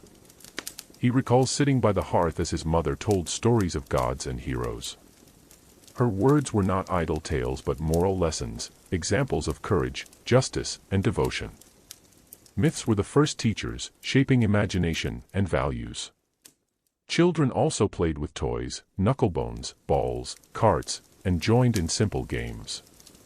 These were not only amusement but training in coordination, social skills, and resilience. Schooling for boys. At age 7, boys left the oikos for formal schooling. Our citizen recalls the first time he followed his pedagogue, a household slave tasked with guiding and guarding him, to the teacher's house. There, with other boys, he began lessons that would shape his youth. Education for boys included 3 main elements. Grammar and letters. Boys learned to read and write, first by tracing letters on wax tablets, then copying verses from Homer. They memorized poetry, absorbing not only language but moral ideals embedded in epic tales. To recite Homer was to internalize the virtues of Greek culture. Music. Music was seen as essential for harmony of the soul. Boys learned to play the lyre, sing hymns, and memorize choral odes. Music refined character, instilling discipline, rhythm, and appreciation of beauty. Physical training. In the palestra and gymnasium, boys ran, wrestled, boxed, and threw the discus and javelin. These exercises prepared them for hoplite service, built endurance, and taught respect for rules and fair competition. Education balanced body and mind, a principle Athenians believed essential for excellence. Arate. The role of the pedagogue. Each boy was accompanied by a pedagogue, often a trusted household slave. The pedagogue carried his books, ensured his safety, and oversaw his discipline. Though not always a teacher in the modern sense, he shaped behavior and morals. Our citizen remembers his pedagogue's stern voice, urging him to sit upright, listen carefully, speak respectfully. Though he sometimes resented the watchful eye, he now recognizes the guidance as formative. The pedagogue was the bridge between home and school, oikos and polis. Education of girls. While boys attended schools, girls were educated at home. Our citizen recalls his sister learning weaving from their mother, preparing food, managing household supplies. She was taught modesty, obedience, and piety, along with skills to run an oikos. Though excluded from the assembly and courts, women's education was vital. A well-managed household ensured prosperity, freed men for public life, and secured the upbringing of children. Our citizen honors this role. He knows that his wife, skilled in domestic arts, sustains the stability of his oikos as surely as he sustains its public duties. Advanced education. For wealthier families, education could extend further. Boys might study with sophists, learning rhetoric and philosophy, preparing for political careers. They might train with masters in mathematics, astronomy, or music. Our citizen recalls envying a wealthy neighbor who studied under Protagoras, returning home with dazzling rhetorical skill. He himself had only modest training, but he honed his eloquence through conversation in the agora and assembly. In Athens, advanced learning was both privilege and aspiration, shaping leaders who guided the polis. The ephebic oath. At 18, boys entered ephebic training, a rite of passage into citizenship. For 2 years, they lived under discipline, training in arms, patrolling borders, swearing an oath of loyalty. I will never bring disgrace to my arms, nor desert my comrades. I will defend the temples and the hearths of my ancestors. I will transmit my fatherland not diminished but greater and better than I received it. Our citizen recalls standing with peers, hand raised, reciting these words. The moment marked his transformation from boy to man, from student to citizen. The ephebic oath encapsulated the essence of Athenian education: devotion to the gods, loyalty to comrades, responsibility to ancestors and descendants, and commitment to the polis. Daily rhythm of learning. Education was not confined to school hours. It permeated daily life. Boys memorized poetry while walking, practiced music at home, exercised in fields, listened to debates in the agora. Girls absorbed household lessons by observing mothers, weaving with older women, assisting in rituals. Our citizen recalls evenings spent by lamplight, reciting verses of Homer as his father listened, correcting pronunciation, praising effort. Such moments blended family life with civic preparation. The ideal of paideia. Underlying all of this was the Greek ideal of paideia, the shaping of the whole person. Paideia sought balance, strength of body, clarity of mind, refinement of spirit, devotion to the polis. It was not narrow instruction but cultural formation. Our citizen embodies this ideal. His literacy allows him to follow decrees, his training prepares him for battle, his moral grounding guides him in family and ritual. He is not a specialist but a citizen, ready to serve in all spheres. Reflection. Education in Athens reveals the deep link between private and public life. Families nurtured children, but the polis shaped them into citizens. Boys were raised for service, girls for household stewardship, both essential for survival and greatness. For our citizen, education was both gift and responsibility. It gave him the skills to live as Athenian, and it bound him to the legacy of his ancestors and the hope of his descendants. Closing image. Picture the citizen watching his son recite Homer in the courtyard, while his daughter weaves at her loom beside her mother. The boy's voice carries tales of Achilles and Odysseus, the girl's hands guide the shuttle through threads. Both are being shaped, in different ways, for their roles in Athens. The father smiles, knowing that through them, the polis endures. Looking ahead. In the next part of our journey, we will turn to a more hidden layer of Athenian life, slavery and labor, exploring how those excluded from citizenship nonetheless sustained the polis and shaped its daily rhythms. When one thinks of Athens, the mind often turns to the shining temples of the Acropolis, the spirited debates on the Pnyx, or the plays performed before thousands in the theater of Dionysus. Yet beneath the splendor of democracy and culture lay a reality both ordinary and profound: slavery. For the Athenian citizen, slavery was not a distant institution but an everyday presence. Slaves cooked his meals, tended his fields, guided his children to school, carried water from fountains, and sometimes even served as public officials under the authority of the polis. Without their labor, the citizen could not so easily devote himself to assemblies, courts, or philosophy. In this part of our journey, we walk alongside our citizen as he encounters the many forms of labor that sustain Athens. We will see how slavery functioned, how it was justified, how it was challenged, and how free labor, too, shaped the city. Through his eyes, we glimpse the hidden backbone of Athens. A world that supported democracy even as it denied freedom to many. The presence of slaves in the oikos. Our citizen's household includes several slaves, purchased in the marketplace or acquired through war. They may come from Thrace, Asia Minor, or other parts of Greece, captured in raids or sold by traders. One slave tends the hearth and prepares meals. Another guides his young son to school, acting as pedagogue. A woman assists his wife in weaving and childcare. Their presence is constant, their labor essential. For the citizen, this is unremarkable. To him, it is simply the order of things.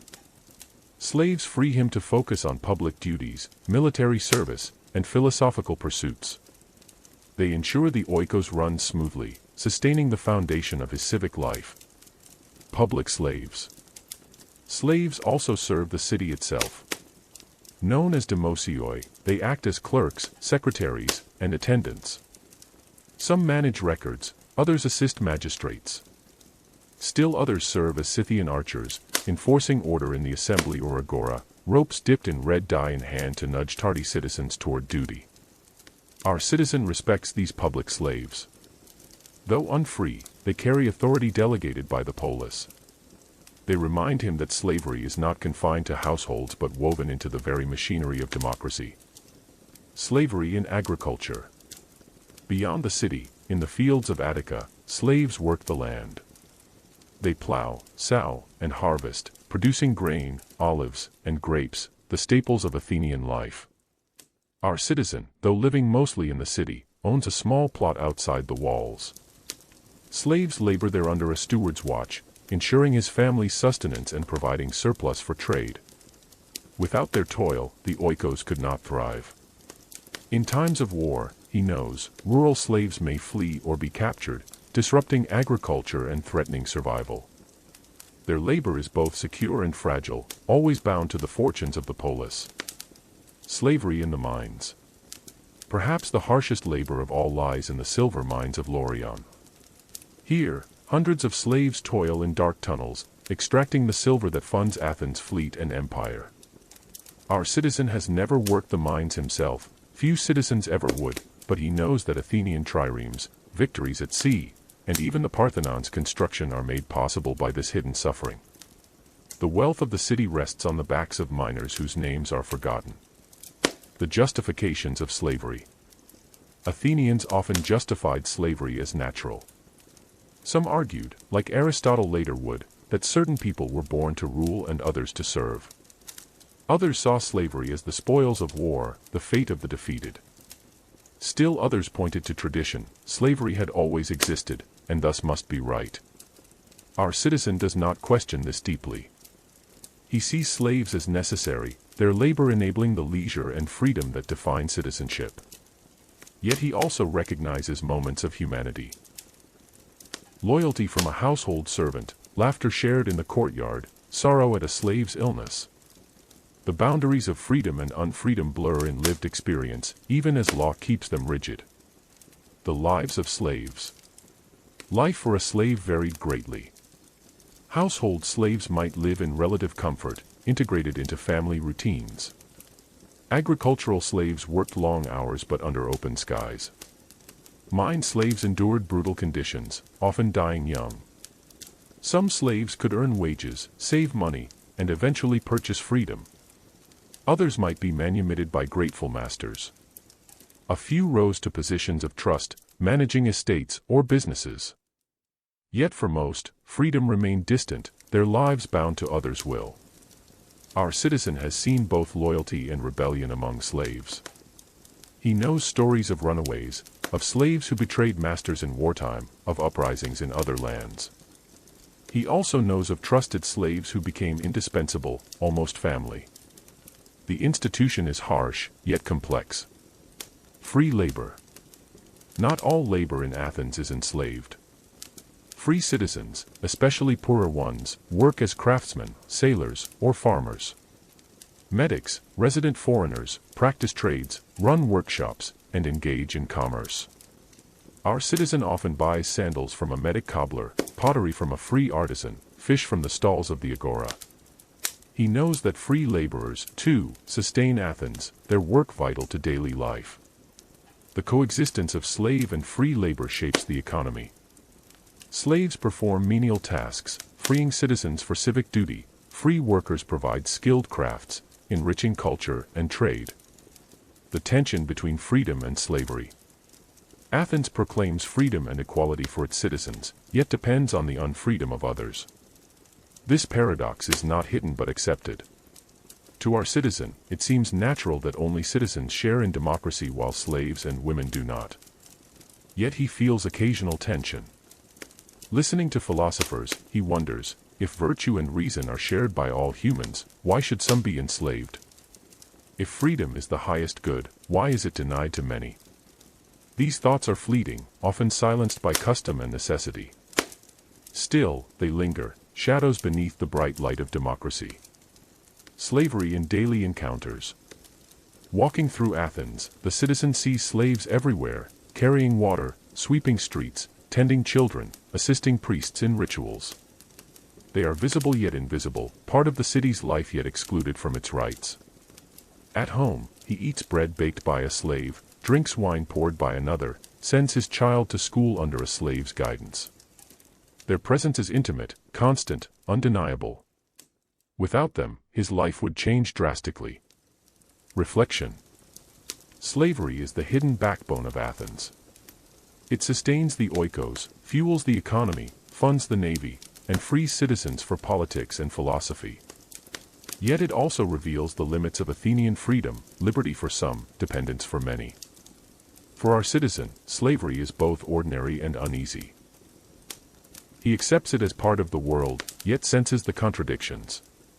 Democracy shines, but its light casts shadows. Closing image. Picture our citizen at night, sitting in his courtyard. A household slave tends the fire, another pours wine. His wife weaves, his children recite lessons. The scene is tranquil, harmonious. Yet he knows that beneath this peace lies an unspoken truth: the freedom of Athens is built upon the labor of those who are not free. Looking ahead.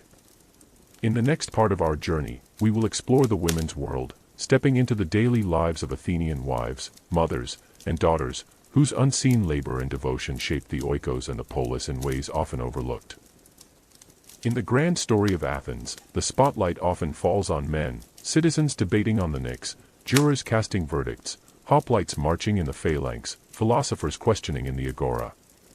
Yet behind this public world, another sphere quietly sustained the polis, the world of women. Athenian women rarely appeared in political life, yet their influence was profound. They managed households, bore and raised children, wove the textiles that clothed families and adorned temples, tended family rituals, and safeguarded traditions. Their sphere was the oikos, but through it, they anchored the very foundations of the polis.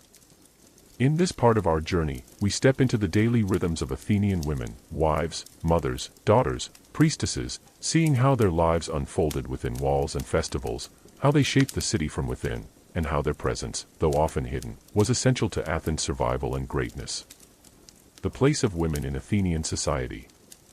Legally, Athenian women lived under guardianship. A girl was under her father's authority, a wife under her husband's, and a widow often under the care of a male relative. They could not vote, hold office, or plead cases in court. Yet their exclusion from public politics did not mean insignificance. Women were indispensable in the management of households, in religious life, and in ensuring the continuity of families.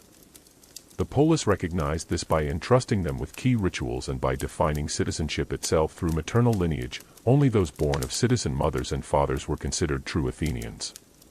For our citizen, his wife's role is not secondary but complementary. While he governs in the assembly, she governs the oikos. While he defends the polis in war, she preserves it in peace. Marriage and family. Marriages in Athens were often arranged, designed to link families, preserve property, and secure lineage. A bride might be in her early teens, while her husband could be much older. Our citizen recalls his own marriage, arranged by his father with another family. His wife entered his oikos with a dowry, money, land, or goods, that supported the household but legally remained hers. Though affection might grow, marriage was less about romance than about partnership and duty. The wife's role was to manage the home, bear children, and safeguard continuity. Life within the oikos. The oikos, or household, was the woman's sphere of authority. Here she oversaw slaves, organized food and supplies, managed weaving and textiles, and raised children. Our citizen's wife rises early, tending the hearth, directing servants, ensuring the day's tasks unfold smoothly. She supervises spinning and weaving, producing not only clothing for the family but fine cloth for offerings and trade. She keeps the storeroom stocked, grain in jars, oil in amphorae, wine sealed in skins. She ensures food is prepared, lamps filled, clothes mended. Her management ensures stability. Without it, the oikos would falter. Weaving and textiles.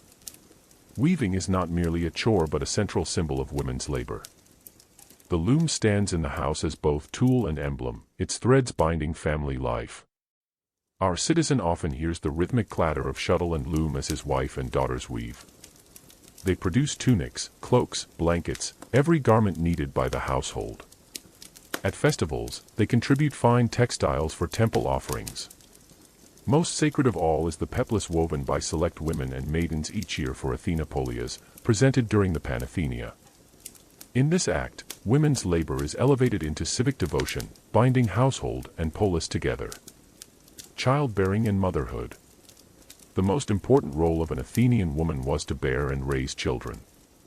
Sons secured lineage and citizenship, daughters extended alliances through marriage. Childbirth was perilous, and many women died young. Yet it was honored as essential. Mothers nursed infants, tended toddlers, and guided children until they entered formal education or marriage. Our citizen's wife tells stories, teaches prayers, shapes manners. Her influence in these years is profound. She instills the values of piety, obedience, and respect that form the foundation of adult life. Religious roles. Though excluded from politics, women played vital roles in religion. They served as priestesses, led rituals, and organized festivals. The priestess of Athena Polias, always a woman of high family, oversaw the most important cult in the city. Women also led the Thesmophoria, a fertility festival for Demeter and Persephone, involving days of fasting, ritual, and celebration. Our citizen has watched as his wife and other women disappeared for 3 days to observe this sacred rite. Though barred from participating, he knows that their prayers secure fertility for fields and families alike. Religion thus offered women visibility and authority, granting them respect in a sphere as important as politics or war. Women in festivals. Festivals were among the rare times when women moved visibly through the city. They processed in groups, carried offerings, and participated in dances. At the Panathenea, maidens bore sacred vessels, while at the Dionysia, women joined in processions to honor the god of wine and theater. These moments reminded citizens that women, though often hidden, were integral to the polis. Our citizen feels pride seeing his daughter walk in a procession, dressed in white, hair crowned with flowers, carrying a basket of offerings. In her steps, he sees Athens renewed. Women and property. Though generally under guardianship, women retained some rights over property. A dowry was legally hers, and she could inherit in certain cases. A woman without brothers might become an epikleros, an heiress required to marry a relative to preserve the family line. Our citizen knows that his wife's dowry is her safeguard. If he dies, she will return to her family with it. Property thus binds households together, and women are central to its transmission. The seclusion of women. Elite women often lived secluded lives, rarely leaving the household except for rituals or festivals. Their virtue was measured in modesty and obedience. Yet this was not absolute. Poorer women, without slaves, worked in markets, fields, or workshops. They sold goods, carried water, and labored alongside men. The experience of women varied greatly with class and wealth. Our citizen acknowledges this contrast. His wife spends much of her time within the oikos, while he sees poorer women active in the agora. Athens contains many realities, shaped by status as much as by gender. Courtesans and alternatives. Outside respectable households, other women occupied different roles. Hetaira, or courtesans, moved more freely, engaging in conversation, music, and companionship with men. Some became influential, participating in symposia and shaping cultural life. Our citizen has heard stories of such women, admired for wit and beauty.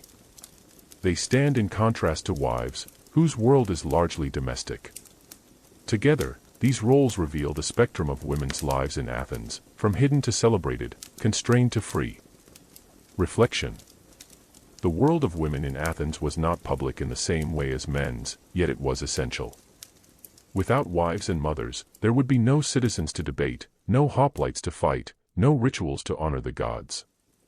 Without weavers, there would be no garments, no peplos for Athena, no cloth for daily life.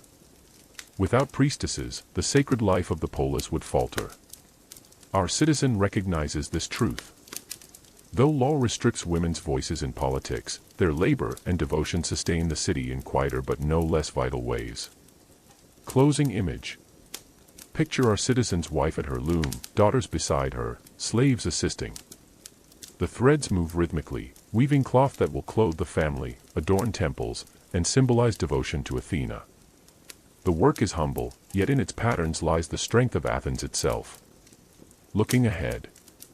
In the next part of our journey, we will turn to the gymnasium and athletics, exploring how the pursuit of physical excellence shaped Athenian identity, prepared men for war, and created spaces for both training and conversation. In Athens, the cultivation of the body was considered as important as the cultivation of the mind. Just as a boy learned to recite Homer and play the lyre, he also learned to run, wrestle, and throw the discus. Just as a man participated in the assembly and courts, he also trained his body in the gymnasium. For Athenians, physical strength was not vanity but virtue, a foundation of citizenship and a preparation for war.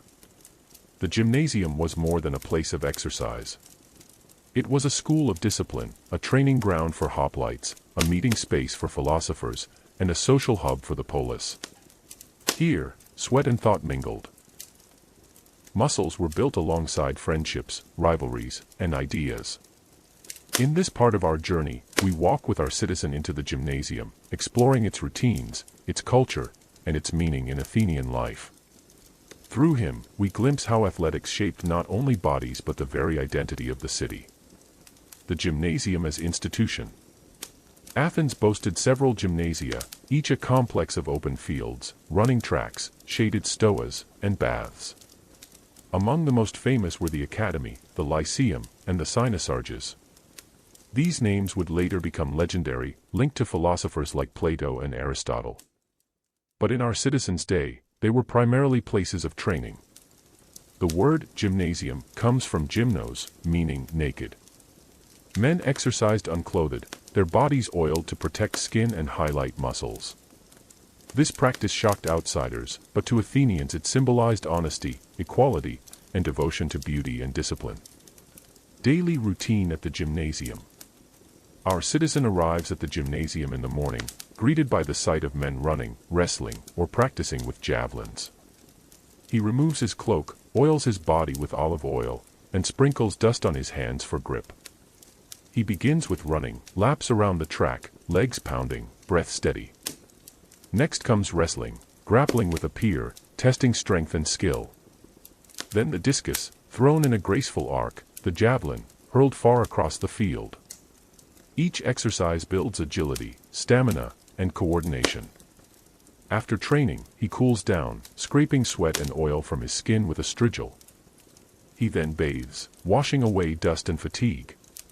Refreshed, he lingers in the shaded stoas, where conversation flows as freely as sweat once did. The ideal of arete. Athletic training was not only physical but moral.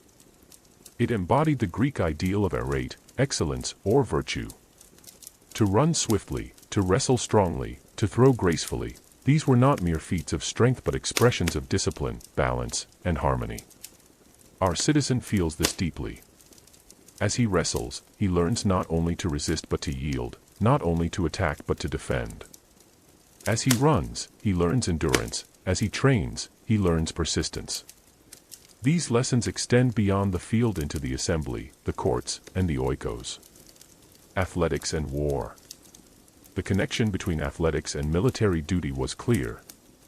Wrestling taught close combat, running built stamina for long marches, discus and javelin prepared for throwing weapons. When the citizen dons his armor, the strength built in the gymnasium enables him to bear the weight of shield and spear. When he fights in the phalanx, the endurance trained on the track sustains him. Athletics are not pastime but preparation for survival. Athletics and beauty. Athenians celebrated not only strength but beauty of form. Sculptors like Myron and Polykleitos captured athletes in bronze and marble, their bodies idealized as models of harmony. Victories in games were honored with wreaths, songs, and statues. Our citizen admires these ideals. As he trains, he feels his body reflect the balance of strength and grace.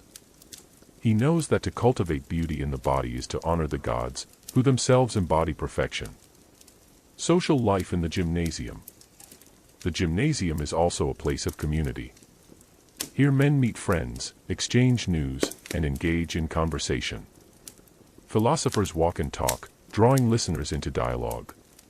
Politics, poetry, and philosophy mingle with sweat and dust. Our citizen enjoys these moments. After exercise, he reclines in the shade, sipping diluted wine, debating a speech heard in the assembly or a play seen at the theater. The gymnasium is not only for training bodies but for shaping citizens.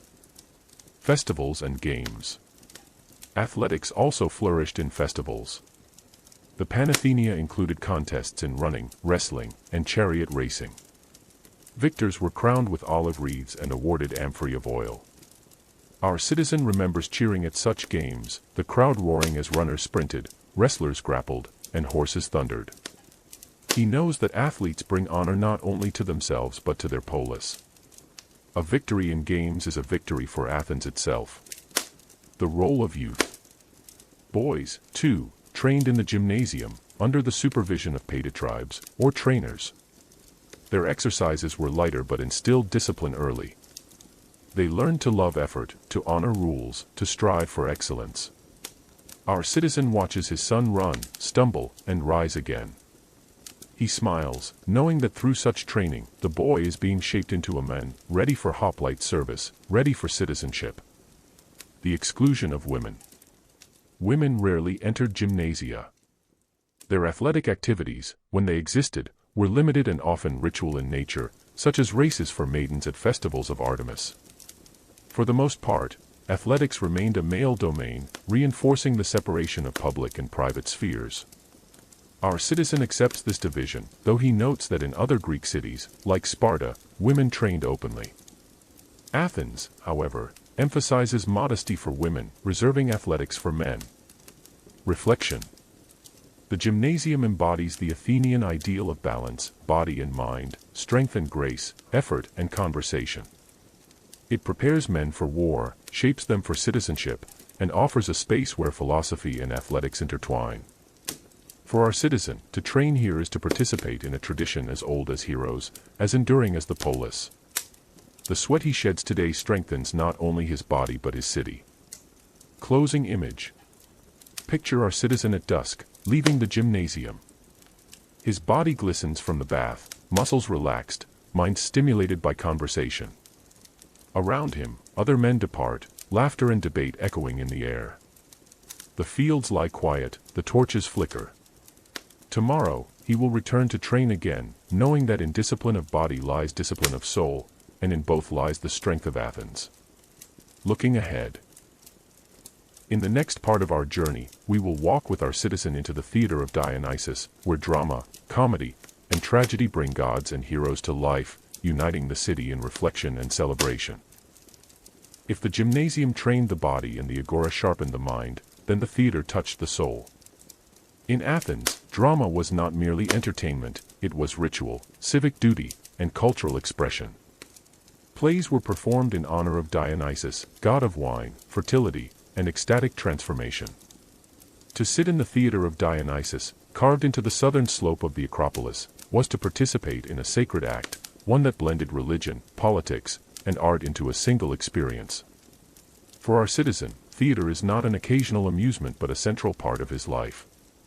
He attends festivals, joins the throngs of spectators, listens to choruses sing, and watches as actors in masks bring gods and heroes to life. In the theater, he laughs, weeps, reflects, and learns. It is here that Athens sees itself, its triumphs, its fears, its values, and its flaws, played out before thousands of eyes. In this part of our journey, we step with him into the theater of Dionysus, exploring the world of Athenian drama, its rituals, performances, and meaning. The setting. The theater of Dionysus is an open-air amphitheater built into the slope of the Acropolis. Stone benches rise in semicircles around a circular orchestra, where the chorus dances and sings. At the back stands the scheme, a simple structure that provides backdrop and space for actors to enter and change masks. The capacity is immense, thousands of citizens gather here, men seated in order by tribe, poorer citizens given free entry through state funds, priests and magistrates honored with front-row seats. The theater is not a private space but a civic one, open to the body of the polis. As our citizen climbs the steps to take his seat, he feels the excitement of the crowd, the anticipation of performance, the solemnity of ritual. The festival is not yet play, it is sacred act. The Festival of Dionysia. Drama unfolds during festivals, especially the city Dionysia in spring and the Linnea in winter. At the city Dionysia, processions carry a wooden statue of Dionysus into the theater. Sacrifices are made, libations poured, hymns sung. Our citizen watches as choruses of men and boys compete in dithyrambs, songs of praise to Dionysus. He joins in prayers, asking the god to bless the performances. Only then do the plays begin, sacred offerings to the god. Drama, in Athens, is not secular entertainment but worship. Every laugh, every tear, every reflection is part of honoring Dionysus. The structure of drama. 3 forms of drama dominate Athenian theater. Tragedy, stories of gods, heroes, and mortals confronting fate, guilt, and the limits of human power. Plays of Aeschylus, Sophocles, and Euripides reveal the depths of human suffering and the search for meaning. Comedy, satirical, irreverent, filled with laughter and mockery. Aristophanes ridicules politicians, philosophers, and even the gods, turning the theater into a mirror of society. Satyr plays, light-hearted burlesques that follow tragedies, blending humor with myth, relieving the heaviness of fate with playful obscenity. Our citizen attends them all. He knows that each genre serves a purpose: tragedy to confront, comedy to critique, satyr plays to release. Together, they reflect the fullness of human life. The chorus. Central to drama is the chorus, a group of performers who sing, dance, and comment on the action. They are both participants and observers, representing the community, voicing wisdom, fear, or irony. As our citizen listens to their hymns, he feels included. The chorus speaks not only to the characters but to the audience, binding polis and stage together. Their rhythm, music, and movement stir emotions deeper than words alone. Masks and actors. Actors wear masks, exaggerated expressions of sorrow, joy, anger, or laughter. The mask amplifies the voice, projects emotion, and transforms one man into many roles. Costumes, padded or ornate, enhance the effect. Our citizen marvels at this art. A single actor may play king, servant, and god, each role distinct through mask and gesture. He suspends disbelief, entering fully into the story. The themes of tragedy. In tragedies, he encounters stories both ancient and urgent. He watches Oedipus struggle against fate, Agamemnon punished for hubris, Medea wrestle with betrayal and vengeance. These are not distant myths but reflections of life, questions of justice, guilt, piety, and responsibility. As he listens, he weeps. For tragedy is meant to evoke catharsis, the purging of pity and fear. Through the suffering of heroes, citizens confront their own fragility and resilience. The laughter of comedy. Comedies offer a different experience. In Aristophanes' plays, politicians are lampooned, philosophers mocked, even the gods ridiculed. Our citizen laughs as characters scheme to end wars, as jurors are portrayed as foolish, as familiar figures appear in absurd situations. Yet beneath the laughter lies critique. Comedy challenges authority, questions policies, and exposes folly. It is democracy itself in theatrical form, granting the people license to laugh at their leaders. Drama as civic education. Theater is not escape but education. Tragedy teaches humility before fate, comedy warns against arrogance, the chorus reminds of communal bonds. Plays reflect the challenges of war, empire, wealth, and justice. Our citizen leaves the theater not only entertained but enlightened. He has confronted the nature of suffering, laughed at the folly of the powerful, reflected on the duties of the citizen. Drama strengthens his identity, deepens his understanding, and binds him more firmly to Athens. The social experience. Theater is also community. Families, neighbors, tribes gather together, sharing food, wine, and conversation. The poor sit beside the rich, united in laughter and tears. Our citizen greets friends, debates interpretations, admires performances. The theater becomes an extension of the agora, a place where ideas and experiences are shared. Reflection. For the Athenian citizen, theater is both sacred and civic. It honors Dionysus, educates the polis, critiques leaders, and expresses human truth. It is art elevated into ritual, entertainment merged with worship. Our citizen knows that as long as plays are performed, Athens will remain alive, not only in body but in spirit. Closing image. Picture the theater of Dionysus at sunset. Thousands sit in stone seats, their faces lit by fading light. On stage, a chorus sings, voices rising against the backdrop of the Acropolis. Laughter and weeping echo, blending with hymns to Dionysus. In this moment, Athens sees itself, fragile, strong, flawed, and magnificent. Looking ahead. In the next part of our journey, we will step into the world of feasting and symposia, exploring how Athenians dined, drank, and debated in gatherings that united pleasure with philosophy, fellowship with reflection. After a day filled with civic duties, training, rituals, and conversation, the Athenian citizen turns toward the pleasures of the evening. But even here, leisure is not empty idleness, it is shaped by tradition, ritual, and the expectations of community. For Athenians, to dine and drink together was not only to satisfy hunger and thirst, but to bind friendships, display culture, and sometimes even debate the great questions of life. Meals in Athens ranged from the simple suppers of the oikos to the elaborate drinking parties known as symposia. Both reflected the rhythms of Athenian life, the household's private order, and the city's public culture of fellowship and thought.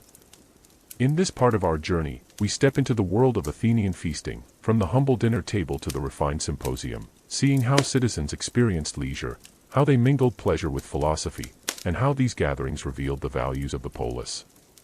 The evening meal. The day's final meal, the deipnon, was taken at dusk. Families gathered in the andron, the men's room of the house, or in the courtyard during warmer months. Our citizen's wife and daughters supervised preparation, bread baked from barley, fish grilled over coals, olives and figs arranged on platters, cheese crumbled, wine diluted with water. Meat was rarer, often reserved for sacrifices or special occasions, but might appear in small portions. The family reclined or sat together, eating with hands, dipping bread into bowls of stew, sipping wine lightly mixed. Conversation flowed, children recited lessons, elders offered advice. Though modest, the deipnon was sacred, it reinforced bonds of kinship and continuity. Hospitality and guests. Sometimes the oikos welcomed guests. Hospitality, or xenia, was a sacred duty, overseen by Zeus Xenios, protector of strangers. A visitor might be offered bread, olives, wine, and a place by the fire. Our citizen recalls evenings when travelers shared stories of distant lands, merchants spoke of trade, or relatives joined in celebration. Hospitality strengthened networks, built alliances, and reflected the virtue of generosity.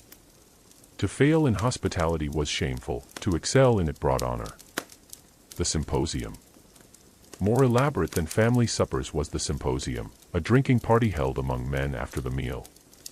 The symposium combined pleasure, performance, and philosophy, shaping Athenian culture as profoundly as the assembly or theater. Our citizen, invited by a friend, enters the andron of another house. The room is arranged with couches around low tables, floors sprinkled with sawdust and perfumed with incense. Guests recline in pairs, slaves circulate with jugs of wine, lamps glow softly.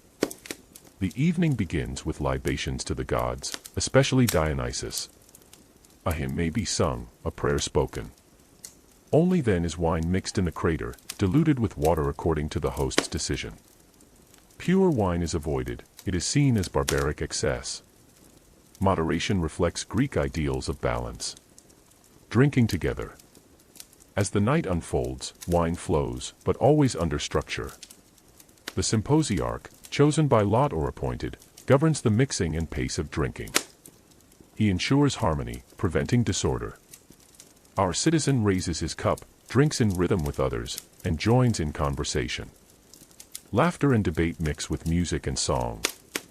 The symposium is not drunken chaos but guided fellowship, where pleasure serves thought and friendship. Entertainment. Entertainment enlivens the symposium. Musicians play flutes or lyres, dancers perform, acrobats astonish. Sometimes courtesans, hetaira, join, offering wit and companionship as well as music and dance. Games also appear, such as katabos, where players fling drops of wine at targets with flicks of the wrist. The clatter of bronze, the cheers of success, add merriment to the evening. Our citizen enjoys these diversions, but he knows they are more than amusement, they foster camaraderie, sharpen skill, and reflect the spirit of competition that runs through Athenian culture. Conversation and philosophy. At the heart of the symposium lies conversation. Men debate politics, poetry, love, virtue, and the nature of the gods. Sometimes serious, sometimes playful, the dialogues weave pleasure with thought. Our citizen recalls nights when philosophers like Socrates attended, turning simple questions into profound discussions. What is beauty? What is justice? What is love? Over cups of wine, men wrestled with ideas as earnestly as they did with spears on the battlefield. Here, leisure became philosophy, and pleasure became education. The bond of friendship. Symposia also deepened friendships. To drink together, to share stories, to laugh and debate, created bonds that endured beyond the evening. Our citizen knows that alliances formed in symposia can influence politics, business, even military campaigns. Yet beyond utility lies true fellowship, the joy of companionship, the comfort of trust, the warmth of shared humanity. Women and symposia. Respectable wives and daughters did not attend symposia. Their place was in the oikos, managing households. But courtesans and entertainers often did. Some hetaira became renowned for intellect as well as beauty, engaging in debate as equals, influencing culture in subtle ways. Our citizen has seen such women admired, envied, even feared. Their presence challenges boundaries, reminding him that leisure, like politics, reveals tensions between tradition and desire. The dangers of excess. Though symposia celebrated pleasure, Athenians also warned against excess. Too much wine led to hubris, violence, and shame. Moderation was praised, drunkenness ridiculed. Plays by Aristophanes often mocked disorderly drinking, while philosophers urged balance. The citizen knows that pleasure, like freedom, requires discipline. The symposium teaches not only indulgence but restraint. Reflection. Feasting and symposia reveal another face of Athenian life. They show that leisure was as important as duty, that pleasure and thought could mingle, that friendship and philosophy flourished in cups of wine and laughter. For our citizen, the symposium is both joy and education, both entertainment and reflection. It complements the assembly, the courts, the gymnasium, and the theater, completing the circle of civic life. Closing image. Picture the andron at midnight. Lamps flicker, cups gleam, laughter echoes. Men recline on couches, some deep in debate, others singing or playing games. A flute's melody drifts, mingling with the scent of wine and incense. In this room, Athens reveals its soul, not only in law and war, but in fellowship, thought, and joy. Looking ahead. In the next part of our journey, we will step with our citizen into the night of Athens, exploring how the city lived after sunset, its streets, its dangers, its festivals, and the quiet rituals of families preparing for rest. As the sun sinks behind the hills of Attica, casting long shadows across the Acropolis and the agora, the rhythm of Athens shifts. The clamor of the marketplace quiets, the courts adjourn, the gymnasia empty. Yet the city does not sleep at once. Nightfall brings its own life, rituals in households, flickering lamps in taverns, the distant sound of flutes from festivals, and the hush of families settling into rest. For the Athenian citizen, night is a time of transition, from the public duties of day to the private world of family, worship, and repose. It is a time to reflect on the events of the day, to strengthen bonds at home, to honor the gods before sleep, and to join, on occasion, in the celebrations that fill the city with music and light. In this part of our journey, we step into Athens after sunset, walking with our citizen through streets lit by oil lamps, pausing at household shrines, glimpsing festivals alive with revelry, and ending in the quiet intimacy of the oikos. The lighting of lamps. As dusk falls, slaves light oil lamps within the home. Wicks are trimmed, flames flicker, shadows dance on walls. The glow of lamps creates a soft circle of light, enclosing the family in warmth and security. Our citizen enjoys this ritual. The lighting of lamps feels like a sacred act, transforming the house from a place of work to a place of rest. It recalls the presence of Hestia, goddess of the hearth, who guards the flame that symbolizes continuity and protection. Outside, lamps are also lit along streets, in taverns, and at shrines. Athens at night is not dark silence but a patchwork of glowing hearths and lamps, each one a beacon of life within the polis. Household rituals. Before retiring, families perform evening offerings. A libation of wine is poured to household gods, prayers whispered for safety through the night. Children may recite hymns learned from parents, reinforcing piety. Our citizen joins his family in this ritual, raising a cup to Zeus, Athena, and Hestia. He thanks them for health, guidance, and the prosperity of his oikos. He asks for dreams free of fear, for protection of home and polis. These acts are simple but profound, affirming the family's place within divine order. Even in the privacy of the home, religion frames existence. Evening meals and conversation. Some nights, the family gathers again for light food, cheese, fruit, bread, or a final cup of diluted wine. Conversation flows more gently now. The citizen asks his children about lessons, his wife about household matters.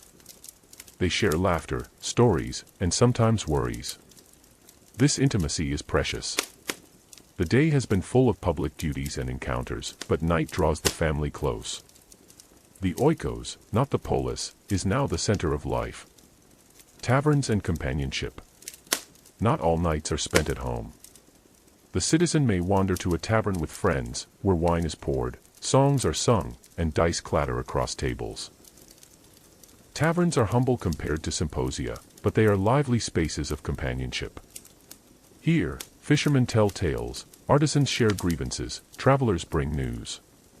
The air smells of smoke and wine, laughter bursts freely, arguments flare and fade. Taverns reveal the diversity of Athens, mixing citizens, medics, and even slaves in common enjoyment. Our citizen does not come often, but when he does, he feels part of a broader tapestry, Athens not only as polis but as community of shared joys. Festivals by night. At times, night is alive with festivals. Torches blaze as processions move through streets, hymns rise, drums and flutes echo. The Antisteria, festival of Dionysus, fills nights with wine, dancing, and revelry. The Panathenea includes torch races, young men sprinting through the darkness, flames streaming in their hands. The Eleusinian mysteries, sacred to Demeter and Persephone, bring pilgrims carrying torches along the sacred way, their chants filling the night with mystery. Our citizen has joined such nights, his heart stirred by music, his eyes dazzled by fire. Festivals remind him that the city belongs not only to the present but to eternity, its rituals binding mortal lives to divine cycles. The dangers of night. Yet night also holds dangers. Streets are less safe, crimes more likely. Thieves lurk in alleys, drunken quarrels break into fights, shadows conceal mischief. Our citizen knows that to wander too far alone is unwise. He prefers company, or the safety of home. For though Athens is great, it is still a city of men, subject to human weakness. Reflection before sleep. Before bed, the citizen often reflects on the day. He thinks of debates in the assembly, arguments in the courts, training in the gymnasium, conversations in the agora, rituals on the Acropolis. He weighs his words and deeds, considering whether he has honored gods, polis, and oikos. He may speak quietly with his wife, sharing concerns or hopes. He may tell his children stories of heroes and ancestors, passing down wisdom. Reflection softens the day's edges, preparing mind and heart for rest. The act of sleeping. Beds in the oikos are simple, wooden frames with mats of wool or straw. Blankets of woven cloth provide warmth. The citizen lies down, weary yet content. His wife rests nearby, children in adjoining rooms, slaves in quarters at the edge of the house. As he drifts to sleep, the city quiets. Lamps gutter, voices fade, streets fall silent. Only the distant bark of dogs or the cry of night birds breaks the stillness. Sleep itself is sacred. Dreams are sometimes seen as messages from the gods, omens of future events. The citizen hopes for peaceful visions, trusting that divine powers guard the night. The polis at rest. From the heights of the Acropolis, Athens at night is a sea of flickering lights. Hearths glow, lamps shine, stars gleam above. The polis rests, yet beneath the stillness lies strength. Tomorrow, citizens will rise again to assemblies, courts, gymnasia, and temples. For now, the city breathes deeply, gathering energy. Night is not an end but a pause, a rhythm that balances labor with rest, noise with silence, light with shadow. Reflection. Night in Athens reveals another dimension of the citizen's life. It shows that beyond public duty and civic pride lies the intimacy of family, the joy of festivals, the warmth of companionship, and the vulnerability of rest. It reminds him that he is not only a voice in the assembly but a father, husband, friend, and worshipper. For our citizen, night is both humbling and comforting. It teaches him to pause, to reflect, to trust in gods and community. It completes the cycle of the day, binding private and public, mortal and divine. Closing image. Picture Athens under the stars. The Acropolis rises in silhouette, temples dark yet eternal. Streets wind through quiet houses, each with a glowing lamp at its heart. Families lie in slumber, dreams unfolding. In this stillness, the polis rests, alive, waiting, enduring. Looking ahead. In the final part of our journey, we will step back with our citizen to reflect on what it means to be Athenian, how the day's rhythms, from dawn to night, weave together into the fabric of citizenship, duty, and belonging. The day has come full circle. From the moment our Athenian citizen awoke at dawn, to his meals and family life, his duties in the assembly and courts, his training at the gymnasium, his visits to temples, his evenings at the theater or symposium, and finally his return home at night, every hour has carried him deeper into the life of his polis. Now, as he reflects in the quiet of night, he contemplates what it means to live as a citizen of Athens, what it means to belong to this city, to share in its burdens and blessings, to be shaped by its rhythms and in turn to shape it through his choices. This final part of our series is not only a closing of the day but also a meditation on identity, duty, and memory. Through his eyes, we will see how Athenians understood themselves, how they balanced private and public life, and how they hope to be remembered in the ever-turning story of the city. Identity as an Athenian citizen. To be a citizen in Athens was a rare privilege. Out of the tens of thousands who lived in the city, metics, slaves, women, children, only adult men born of citizen parents could claim full citizenship. This identity conferred not only rights but responsibilities, to vote in the assembly, to serve on juries, to fight in wars, to honor the gods, to preserve the oikos. Our citizen feels the weight of this privilege. When he sits in the Pnyx, he knows he speaks not only for himself but for his tribe, his ancestors, his descendants. When he trains in the gymnasium, he knows his strength is needed for the polis. When he honors the gods, he knows his piety sustains not only his family but the city itself. Citizenship is not a gift. It is a continual act of participation. The balance of public and private. The life of the citizen is shaped by two worlds, the polis and the oikos. Public and private, city and household, community and family. Neither exists without the other. Our citizen knows that his wife's labor at home sustains his ability to serve the city. His children's upbringing secures the future of Athens. His neighbors, allies, and friends form the bonds that make assemblies and juries possible. This balance is delicate. Too much attention to politics risks neglecting the family. Too much devotion to the household risks failing the city. The wise citizen moves between them with care, weaving both into a single fabric of life. Duty and sacrifice. Citizenship demands sacrifice. Time spent in the assembly or courts is time away from the fields or workshop. Military campaigns bring risk of death. Taxes and liturgies place financial burdens on the wealthy. Yet these sacrifices are honored, not resented.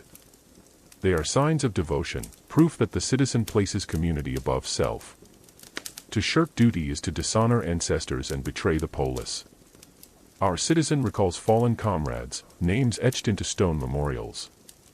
He honors them as examples of ultimate duty, their memory inspiring him to fulfill his own obligations. Memory and legacy.